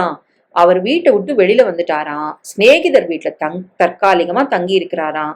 ஸ்கூட்டர்ல வரதில்லை இப்பெல்லாம். ஏன்? யாருக்கும் தெரியாம பரம ரகசியமா இருக்கு. எட்வின், நாமே நேர்ல போய் கேட்டுடலாமா? சுந்தர் அவசரப்பட்டான். வேணாண்டா, இது அவரோட பர்சனல் மேட்டர். முகத்துல அடிச்ச மாதிரி பேசிட்டா. பேசட்டுமே, நம்ம சார் தானே, நம்ம கிட்ட எல்லாம் எத்தனை அன்பா இருக்கிறாரு. அவருக்கு ஒரு கஷ்டம்னா நாமெல்லாம் உதவ வேணாமா? நேரடியா போய் கேட்கறது நாகரிகம்ல. அவரை கண்காணிச்சு முதல்ல துப்பறியணும், அப்புறமா நேரடியா சந்திக்கலாம். 2 பேர், அட்வினும் முஸ்தபாவும், அந்த பொறுப்பை ஏற்றுக்கொண்டார்கள். முதல்வரிடம் அனுமதி பெற்று முன்னதாகவே கிளம்பி விட்டான் சித்தார்த். பேருந்து பிடித்து மெரினா கடற்கரையில் இறங்கி கொண்டான். முதலாக காஞ்சனாவை அவள் அண்ணனுடன் பார்த்த அந்த படகு பகுதியை தேர்ந்தெடுத்தான். மணலில் உட்கார்ந்து கொண்டான். வெயில் நேரம், யாரும் கடற்கரைக்கு வராத சமயம் அது. மணலில் மல்லாந்து படுத்துக் கொண்டான். அவன் தோளை யாரோ தொட்டதாக உணர சடாரென நிமிர்ந்தான். காஞ்சனாதான். எழுந்து விட்டான் வேகமாக. நீ எப்ப வந்த காஞ்சனா? உங்களை தொடர்ந்து நானும் வந்த சித்து. ஏன் இங்க வந்த? உங்ககிட்ட பேசத்தான். இனிமே பேச நமக்குள்ள என்ன இருக்கு காஞ்சனா? தனிமையில சந்திச்சு 1 மாசம் ஆச்சு. உங்க அண்ணன் அவமானப்படுத்தி அனுப்புனப்புறம் நான் எப்படி வர முடியும்? உங்க இருப்பிடம் எனக்கும் தெரியலையே சித்தார்த். உனக்காக நிச்சயிச்ச கல்யாணத்தை நிறுத்தி நந்தினி மனசை ஒடிச்சு பெத்தவங்களை பகைச்சுக்கிட்டு வீட்டை விட்டு வெளியே வந்தாச்சுன்னா உங்க அண்ணன் நமக்கு நடுவுல நந்தியா நிப்பாருன்னு நான் நினைக்கல காஞ்சனா. சூர்யாவுக்கு என்ன தீர்மானிப்பாரு அண்ணன்னு நானும் எதிர்பார்க்கல சித்து. யார் அந்த சூர்யா? என்ன போல இழக்க கூடாததை இழந்தவரான். நீ இழக்கல, இயற்கை ஒண்ணு அதே நிலையில வச்சிருக்கு. எப்படியோ அவருக்கு ஆண்மை இல்ல, விபத்துல அதை பத்தி பறி கொடுத்தவரு. அண்ணனோட நெருங்கின நண்பர். நான் பருவமடையாத பெண்ணு. எங்க 2 பேருக்கும் முடிச்சு போட்டா யாரையும் குறை காண முடியாதுன்னு அண்ணன் தீர்மானிச்சிட்டாரு. நம்ம காதல அவர் மதிக்கலையா? நம்பல, நிலைக்காதுன்னு அடிச்சு பேசுறார் சித்து. நான் பொண்ணு, அடங்கி வளர்ந்தவ. அவரை மீறிட்டு எப்படி நான் வெளியில வர முடியும்? நான் தோத்துட்டேன் சித்து. நல்லவர் ஒருவர் என்னை காதலிச்சும் அதை அடைய எனக்கு பாக்கியம் இல்ல. பாவம் நந்தினி, அவளையாவது வாழ வைங்க. இப்பவும் எதுவும் மோசம் போல. இல்ல காஞ்சனா, என் மனசுல உனக்கு மட்டும்தான் இடம். நீ இல்லைன்னா வேற யாருமே அதுல நுழைய முடியாது. என்னை மறந்துருங்க சித்து, நான் வரேன். காஞ்சனா போய்விட்டாள். நந்தினி, உன்னை அழ வச்சதுக்கு எனக்கு கிடைச்ச தண்டனையா இது? உன்னை போல நானும் இனி ஒரு தீவா மாற வேண்டியதானா? வெறுப்புடன் எழுந்தான் சித்தார்த். சாலையை நோக்கி நடக்கத் தொடங்கினான். காஞ்சனா இல்லாத வாழ்வை அவனால் கற்பனை செய்து கூட பார்க்க முடியவில்லை. அவன் வெகு தூரம் நடந்ததும் படகு மறைவிலிருந்து வெளிப்பட்டார்கள் எட்வினும் முஸ்தபாவும். இத்தனை நடந்திருக்கடா முஸ்தபா? ஆமா எட்வின், நம்ம சாரும் நம்ம தோழி காஞ்சனாவும் பிரியக்கூடாது. பிரிய விடாம இருக்க என்ன செய்யணும்? உடனே யோசனை பண்ணு. ஆமா, சாருக்கு நம்மளோட நன்றி கடன் அவர் காதல வாழ வைக்கிறது தான். உற்சாகமாய் புறப்பட்டார்கள் அந்த 2 மாணவர்களும். படுக்கையில் எழுந்து உட்கார்ந்தான் சூர்யா. அருகில் இருந்தான் விசு. இப்ப எப்படி இருக்க சூர்யா? நல்லா குணமாயிட்டேன் விசு. ஆபரேஷன் 2 முடிஞ்சிருச்சு. காயங்கள் ஆற தொடங்கியாச்சு. இன்னும் 1 மாசம் நான் இங்க இருக்க வேண்டியது அவசியம் இல்லைன்னு நினைக்கிறேன். டாக்டர் வரட்டும், கேட்டு பார்க்கலாம். சூர்யாவின் அப்பா அம்மா வந்திருந்தார்கள். தன் தங்கையின் விவரத்தை சொல்லி சூர்யாவுக்கு அவளை மனம் முடிப்பது பற்றியும் விசு ஏற்கனவே சொல்லி இருந்தான். அவர்களும் சந்தோஷமாக சம்மதித்திருந்தார்கள். டாக்டர் வந்து விட்டார். எப்படி இருக்கீங்க சூர்யா? நீங்க தான் சொல்லணும் டாக்டர். உடம்பு பிரமாதமா தேறி இருக்கு. கல்யாண உற்சாகமா? மனசுக்கும் உடம்புக்கும் நிறைய சம்பந்தம் உண்டு. அடுத்த வாரமே உங்களை அனுப்பிடுறேன். Thank you doctor. உடனே டியூட்டியில சேர வேணாம். வீட்டுல கொஞ்சம் ஓய்வு எடுத்துட்டு அப்புறமா சேருங்க. டாக்டர், கல்யாணம் விசு அவசரப்பட்டான், நடத்தலாம், அதனால பாதகம் இல்ல. டாக்டர் போய்விட்டார். இன்னும் 15 நாள்ல ஒரு நல்ல முகூர்த்தம் இருக்கு, முடிச்சிடலாமா? சூர்யாவின் அப்பாவிடம் கேட்டான். தாராளமா தம்பி, என் பிள்ளை ஒரு தீவா நின்னுடக்கூடாதேன்னு நாங்க ரொம்ப பயந்தோம். இனி அது இல்ல. பாதிக்கப்பட்ட உன் தங்கையே எங்க மருமகளா வர்றது ரொம்ப பொருத்தம். அவளை எங்களுக்கு ரொம்பவும் பிடிச்சிருக்கு. போன வாரத்தில் ஒரு நாள் பெண் பார்க்கும் படலம் ஏற்பாடு செய்திருந்தான் விசு. அவர்கள் காஞ்சனாவை பார்த்து விட்டு வந்திருந்தார்கள். சரி சார், நம்ம உறவு காலங்கள்ல முக்கியமானவங்க போதும், நேர்ல அழைச்சிடலாம். கையில எழுதின கடிதாசி கொடுத்தா போதும். ரொம்ப எளிமையான கல்யாணமா இது இருக்கட்டும். ஊரை கூட்டி ஆடம்பரமா நீ செலவு செய்ய வேண்டாம் தம்பி. சரிங்க ஐயா. ஆமா விசு, காஞ்சனாவுக்கு எல்லாம் நான் வாங்கி கொடுப்பேன். எனக்கு கை நிறைய சம்பாத்தியம் இருக்கு, போதுமா? விசு மகிழ்ந்து சிரித்தான். விசு, என்ன சூர்யா, காஞ்சனாவை இதுவரைக்கும் நான் பார்த்ததே இல்லை, என் கண்ணில் காட்ட மாட்டியா நீ? அவ ரொம்பவும் கூச்ச சபாவம் உள்ளவ, அதனாலதான் கூட்டிட்டு வரல. ப்ளீஸ் விசு, அவளை ஒரே ஒரு முறை இங்க கூட்டிட்டு வாயேன். முயற்சி பண்றேன். விசு எழுந்து கொண்டான். கல்யாண ஏற்பாடுகளை நான் கவனிக்கணும், புறப்படுறேன். வெளியே வந்தான். வீடு வந்து சேர்ந்தான். காஞ்சனா அப்போதுதான் கல்லூரிக்கு புறப்பட்டு கொண்டிருந்தாள். காஞ்சனா, நீ இன்னைக்கு காலேஜுக்கு போவேணாம். ஏன்? உன்னை பார்க்க சூர்யா ஆசைப்படுறான். காஞ்சனா பேசவில்லை. இன்னும் ஒரு வாரத்துல அவனுக்கு டிஸ்சார்ஜ். 15 நாள்ல உனக்கும் அவனுக்கும் கல்யாணம். திடுக்கிட்டு நிமிர்ந்தாள் காஞ்சனா. என்னங்க, ஏன் இந்த அவசரம்? அவன்கிட்ட காஞ்சனா ஒப்படைச்சிட்டா நமக்கும் நிம்மதி, அவனுக்கும் சந்தோஷம். நீ என்னோட நர்சிங் ஹோம்க்கு இப்ப வர. காஞ்சனாவின் முகத்தை பார்த்தாள் கோகிலா. நீங்க கொஞ்சம் உள்ள வரீங்களா? என்ன கோகிலா? தயவு செஞ்சு நான் சொல்றத கொஞ்சம் காதுல வாங்கிப்பீங்களா? என்ன சொல்ல போற? காஞ்சனாவுக்கு இந்த கல்யாணத்துல கொஞ்சமும் இஷ்டம் இல்ல. சூர்யாவை அவன் மனசு ஒப்புக்கல. ஏன், என்ன குறைச்சல் சூர்யாவுக்கு? பிரச்சனை அது இல்லைங்க. ஒரு பொண்ணு தான் மனசுக்கு பிடிச்சவன புருஷனா அடையணும். அந்த லெக்சரர் பையில சொல்றியா? ஒரு நாள் நடக்காது. இத்தனை நாள் அண்ணனா இருந்த நீங்க வில்லனா மாறினது ஏன்? தீ சுடும்னு குழந்தைக்கு தெரியாது. அதை விளக்க வேண்டியது பெத்தவங்க கடமை. நினைச்சது கிடைக்கலன்னா குழந்தை அழத்தான் செய்யும். அப்புறம் எது கிடைக்குதோ அதையே நினைக்க தொடங்கிடும். காஞ்சனா குழந்தை. அவளோட நல்லது கெட்டது எனக்கு மட்டும்தான் தெரியும். நீ இதுல தலையிடாத. காஞ்சனா, ரெடியாம்மா? வர்றேன் அண்ணா. முகம் கழுவ போனான் விசு. அண்ணி. என்ன காஞ்சனா, நீ போராடினது போதும். அண்ணன் நினைச்சபடியே நடக்கட்டும் அண்ணி. காஞ்சனா, சொல்லு அண்ணி. குரலை தழைத்து கொண்டாள் கோகிலா. உனக்காக தான் உறவுகளை பகைச்சுக்கிட்டு வெளியே வந்தவர் சித்தார்த். உன் பொருட்டு தனக்கு வரப்போற வாழ்க்கையை விட்டு தந்தவர் நந்தினி. நீயும் மேஜர். 21 நாளைக்கு முடியுது உனக்கு. அதனால சித்தார்த் கூட நீ போயிடு காஞ்சனா. 2 பேரும் கல்யாணம் பண்ணிக்கிட்டு மாலையும் கழுத்துமா வந்து நின்னா யாரால அதை தடுக்க முடியும்? சித்து உன்னை நல்லபடியா வாழ வைப்பாரு. பணத்துக்கும் அவர்கிட்ட பஞ்சம் இல்ல. புரியுதா உனக்கு? நான் மாட்டேன் அண்ணி. ஏன்? அண்ணனை மீறிட்டு நான் எப்படி போக முடியும்? போகத்தான் வேணும். உன் எதிர்காலம் நல்லபடியா அமையணும்னு நீ ஆசைப்பட்டா படிதாண்டிதான் ஆகணும் காஞ்சனா. நான் அதை விரும்பல. ஏன்? ஒரு சித்துவோ சூர்யாவோ குறுக்கிட்டதால எனக்கு ஒரு வாழ்க்கை அமைய போகுது. இல்லைன்னா காலம் முழுக்க மலராத இந்த பூ அண்ணனோட தானே இருந்தாகணும். என்னை சுமந்தவரு, என் காயங்களை உணர்ந்தவரு, எனக்காக எப்பவும் ரத்த கண்ணீர் வடிக்கிறவரு அண்ணன். சரிம்மா, அப்படிப்பட்டவர் இப்போ உன் மனசு புரிஞ்சுக்கலையே. அது நான் செஞ்ச பாவம். சித்தார்த் மேல அண்ணனுக்கு உண்டான கோபம், மனசுல படிஞ்ச பகை, எல்லாத்துக்கும் மேல விதி. எது எப்படி ஆனாலும் அண்ணனை மீறி நான் ஒரு அடி கூட எடுத்து வைக்க போறதில்ல. முதல்ல என் தெய்வம் அவர்தான். நீ ஒரு முட்டாள் காஞ்சனா. பாசமுள்ள தங்கைக்கு அதுதான் பட்ட பேர்னா இருந்துட்டு போட்டான் அண்ணி. இத்தனை காலம் பராமரிச்ச அண்ணனுக்கு நான் செலுத்துற நன்றி கடன் சூர்யாவை கணவனா ஏத்துக்கிறது. பாத்ரூமை விட்டு வெளியே வந்தான் விசு. உடை மாற்றி தலைவாரி கொண்டு தயாராகி விட்டான். நீயும் வரியா கோகிலா? அப்படியே ஷாப்பிங்க முடிச்சிடலாம். வேணாங்க, சாயங்காலம் போலாமே. வீட்டுல எனக்கு கொஞ்சம் வேலை இருக்கு. சரி, நீ புறப்படு காஞ்சனா. இறுகி போன காஞ்சனா உணர்ச்சி இல்லாத முகத்துடன் புறப்பட்டாள். எட்வினும் முஸ்தபாவும் அந்த மருத்துவமனைக்குள் நுழைந்தார்கள். காஞ்சனாவின் வீட்டை முஸ்தபா கண்காணித்தான்.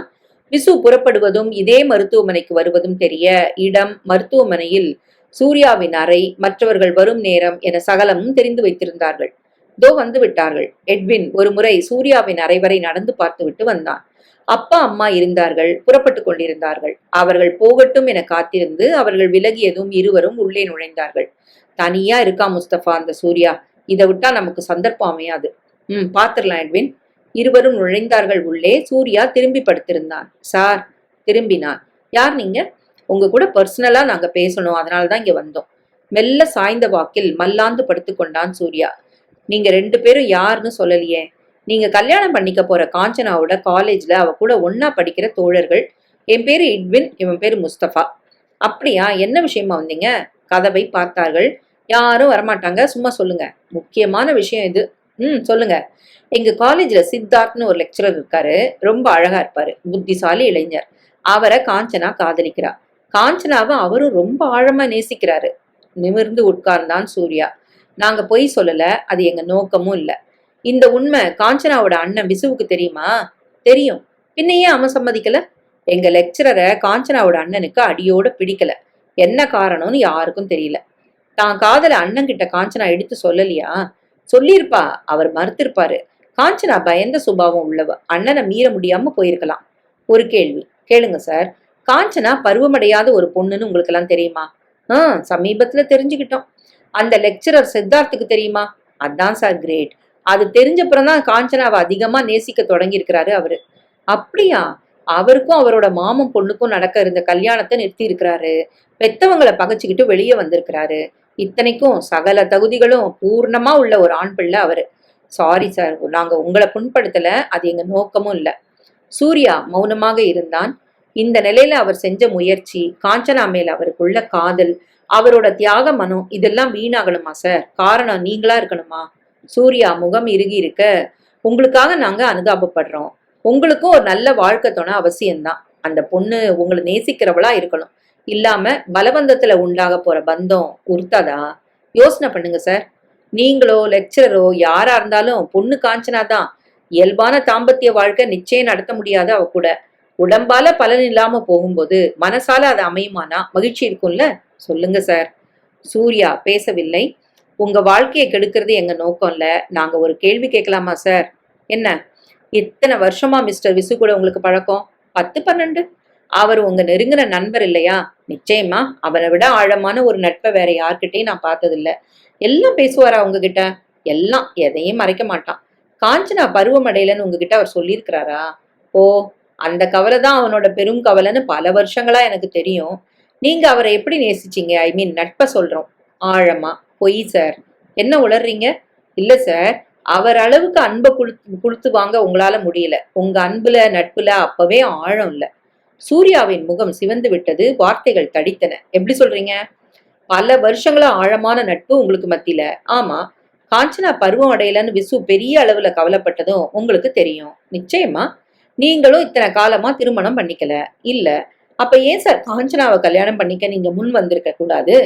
உங்க நெருங்கின நண்பர், ஆழமான சிநேகிதர். உங்களை தவிர யாருக்கும் அவரோட வலி புரியாது. இத்தனையும் உணர்ந்த உங்களால காஞ்சனாவுக்கு ஏன் ஒரு வாழ்க்கை தர முடியல? நொடியில விசுவோட ஏக்கத்தை போக்கிருக்கலாம்ல? ஏன் செய்யல? சூர்யா அமிலம் கொட்டியது போல வெந்து போனான். ஏன் சார்? ஏன்? காரணத்தையும் நாங்களே சொல்றோம். அப்ப நீங்க திடமான ஆண். காஞ்சனாவை கட்டிக்கிட்டா எந்த பலனும் இல்லை. வம்சம் வளராது, வாரிசு உருவாகாது, வாழ்க்கை முட்டு விட்டப்பவே கருகி போகும். காஞ்சனா மாதிரி நீங்களே விரும்பல இதனால அது பத்தி பேசவே இல்லை. நீங்க கல்யாணம் செஞ்சுக்கவும் தயாராயிட்டீங்க. விபத்துக்கு அப்புறம் அந்த குடும்பம் உங்களை உதறிடுச்சு. அன்னைக்கு விசுவும் கேட்கல. கேட்டாலும் உங்க சம்மதம் கிடைச்சிருக்காது. நட்பு முறிஞ்சிருக்கும். ஆனா விசு நல்லவர். நண்பர் வாழ்க்கைய அன்னைக்கு கெடுக்க விரும்பல. நல்லபடியா வாழ வைக்க ஆசைப்படுறாரு இன்னைக்கு. அதுக்காக தான் தங்கையை தர சம்மதிச்சிருக்கிறாரு. அவரோட நட்பு ஆழமானதுதான். அந்த ஆழம் காரணமா தான் சித்தார்த் காதலையே கண்ணை மூடிக்கிட்டு எதிர்க்கிறாரு. காஞ்சனாவோ காதலோ அவர் கண்ணுக்கு இப்ப தெரியல. நீங்களும் உங்க மேல அவர் கொண்ட நட்பு மட்டுமே அவருக்கு தெரியுது. புரியுதா சார்? சுயநல வட்டத்துக்குள்ள நாமெல்லாம் விழும்போது தகுதியுள்ள மாமன் மகள் இருந்தும் காஞ்சனாவை காதலிக்க தொடங்குற எங்க லெக்சரர் சாதாரண மனுஷன் இல்ல சார், தேவகுமார். சூர்யா பேசவில்லை. பேச முடியவில்லை அவனால். நாங்க புறப்படுறோம் சார். ஒரு காதல் அழியக்கூடாது. நல்லவர் கொண்ட நம்பிக்கை நாசமாக கூடாதுன்னு தான் அளவுக்கு மீறி பேசிட்டோம். யோசனை பண்ணுங்க சார். மறுபடியும் காஞ்சனா தான் உங்க மனைவி ஆகணும்னு விதி இருந்தா அதை எங்களால மட்டும் மாத்த முடியுமா? சூர்யா கண்களை மூடிக்கொண்டான். அழகில்லாத பொண்ணு கற்போட இருக்கிறது அதிசயம் இல்லைன்னு சொல்லுவாங்க. ஏன்னா அவளை யாரும் சீண்ட மாட்டாங்க. அழகுள்ள ஒருத்தி தான் கற்பை காப்பாத்திக்கிறது ரொம்ப கஷ்டம் சார். எல்லாம் நிறைஞ்ச எங்க லெக்சரர் காஞ்சனாவை கல்யாணம் பண்ணிக்கிறது சாதாரண விஷயம் இல்ல.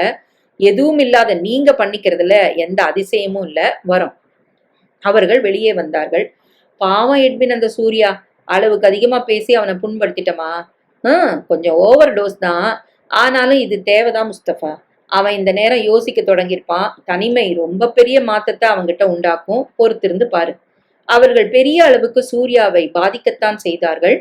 அப்ப உங்களால காஞ்சனாவுக்கு ஏன் ஒரு வாழ்க்கை தர முடியல? சுரீரென முள்ளாக கீறிய வார்த்தைகள், சத்தியமான சொற்கள். ஏன் தோன்றவில்லை எனக்கு? சகலமும் என்னிடம் சொன்னவன் தானே விசு. அவன் ஒவ்வொரு நாளும் வெந்து புழுங்கியதை பக்கத்திலிருந்து பார்த்தவன் அல்லவா நான். அப்போது ஏன் அவன் கண்ணீரை என்னால் துடைக்க முடியவில்லை? சுயநலம்தான் காரணமா? ஆம். சமீபத்தில் நிச்சயம் செய்து கொண்டு போன பெண் வீட்டார் நீ ஆண்மை இழந்த செய்தி கேட்டதும் பளிச்சென விலகி போகவில்லையா? இந்த சம்பந்தம் வேண்டாம் என அப்பாவுக்கு கடிதம் எழுதவில்லையா? ஏன் எழுத மாட்டார்கள்? திடமாக இருந்த காலத்தில் காஞ்சனா பற்றி நினைத்து கூட பார்க்காத நீ இப்போது அவளை மனைவியாக்கிக் கொள்ள சம்மதித்து விட்டாய். காரணம், காஞ்சனா தவிர எந்த பெண்ணும் உன்னை சீண்ட மாட்டாள். உங்களை நேசிக்கிற பொண்ணு ஒசத்தி இல்லையா? ஜன்னல் வழியாக விசு உள்ளே நுழைவது மாடியிலிருந்தே அவன் கண்ணில் விழுந்தது. கூட வருவது யார்? காஞ்சனாவா? நர்ஸ் அழைத்தான். என்ன சார்? யார் வந்தாலும் அனுப்ப வேண்டாம். நான் மயக்கத்துல ஆழ்ந்த உறக்கத்துல இருக்கேன்னு சொல்லிடுங்க ப்ளீஸ். சரி சார். நர்ஸ் கதவை சாத்தி கொண்டு வெளியே போனால் மருத்துவமனைக்குள் நுழைந்தார்கள் விசுவும் காஞ்சனாவும். ஸ்கூட்டரை ஸ்டார்ட் செய்தான் சித்தார்த். வாசலில் ஆட்டோ வந்து நின்றது. இறங்கியது நந்தினி. நந்தினி நீயா? நானே தான். உன் புதிய இருப்பிடம் எப்படி இருக்குன்னு தெரிஞ்சுக்கிட்டு ஆச்சரியமா கண்டுபிடிச்சு வந்துட்டேன். நம்ம வீட்டுக்கு போனியா? நம்ம வீடு? நீ வெளியில வந்தாச்சு, அதனால அது உன் வீடு இல்ல. நான் உனக்கு மனைவியாக முடியாது, அதனால என் வீடும் இல்ல. உள்ள போலாம் வா. இந்த வீட்டு சாவி உன் கையிலேயே தான் அத்தான். லேடிஸ் இல்லைங்க, சிநேகிதர் மட்டும்தான். பூட்டை திறந்து உள்ளே நுழைந்தான். நந்தினி பின்பற்றினாள் அவனை. உட்காரு நந்தினி. என்ன விஷயமா மெட்ராஸ் வந்த? உன் விஷயமா தான். புரியல. என்னாச்சு உன் கல்யாணம்? எங்க காஞ்சனா? என்ன நடக்குதுங்க? எல்லாமே நடந்து முடிஞ்சாச்சு. உன்னை நான் அழ வச்சதுக்கு கை மேல பலன். புரியும்படியா சொல்லத்தான். காஞ்சனா சொன்ன சூர்யா கதையை சொல்லி காஞ்சனாவுடன் தனக்கு நிகழ்ந்த கடைசி சந்திப்பையும் சொல்லிவிட்டான். அந்த விசுவை நானே போய் சந்திக்கட்டுமா? எதுக்கு? உங்களை பிரிக்க நினைக்கிற அவர்கிட்ட நியாயம் கேட்க வேணா நந்தினி. ஏன்? வாழ்க்கை நம்ம வாசலை தேடி வரணும். மடிப்பிச்ச கேட்டு கையேந்துனா அதுக்கு பேரு தானம். அதுல பெருமை இல்ல. நிஜம்தான் அத்தான். நான் அப்படித்தான் உங்ககிட்ட யாசகம் கேட்டேன். ஆனா காஞ்சனா கேட்காமலே நீ தந்துட்ட. இப்போ அவளோட அண்ணன் அதை பறிச்சு இன்னொருத்தருக்கு தர பாக்குறானா? விதி. இல்ல அத்தான், விடக்கூடாது இத. விசு சொல்ற காரணம் கேட்டியா? ஒரு நாள் எனக்கு பசிக்கும் போது பரிமாற முடியாம இருக்கும் காஞ்சனாவை நான் வெறுக்க வாய்ப்பு இருக்கான்.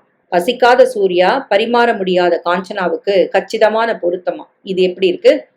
கேட்க நல்லாத்தான் இருக்கு. மனசு பொருந்திட்டா மத்த எல்லாமே ரெண்டாம் பட்சம்னு ஏன் விசுவுக்கு புரியல?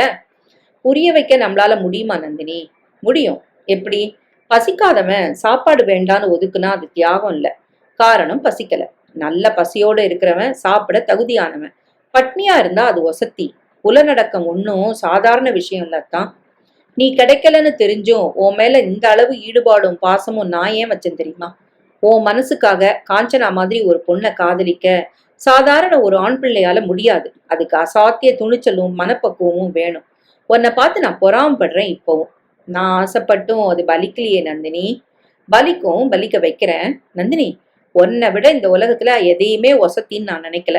நீ ஆசைப்பட்டதை நான் வாங்கி தரேன். அதுக்கு என்ன விலை வேணாலும் தரேனா?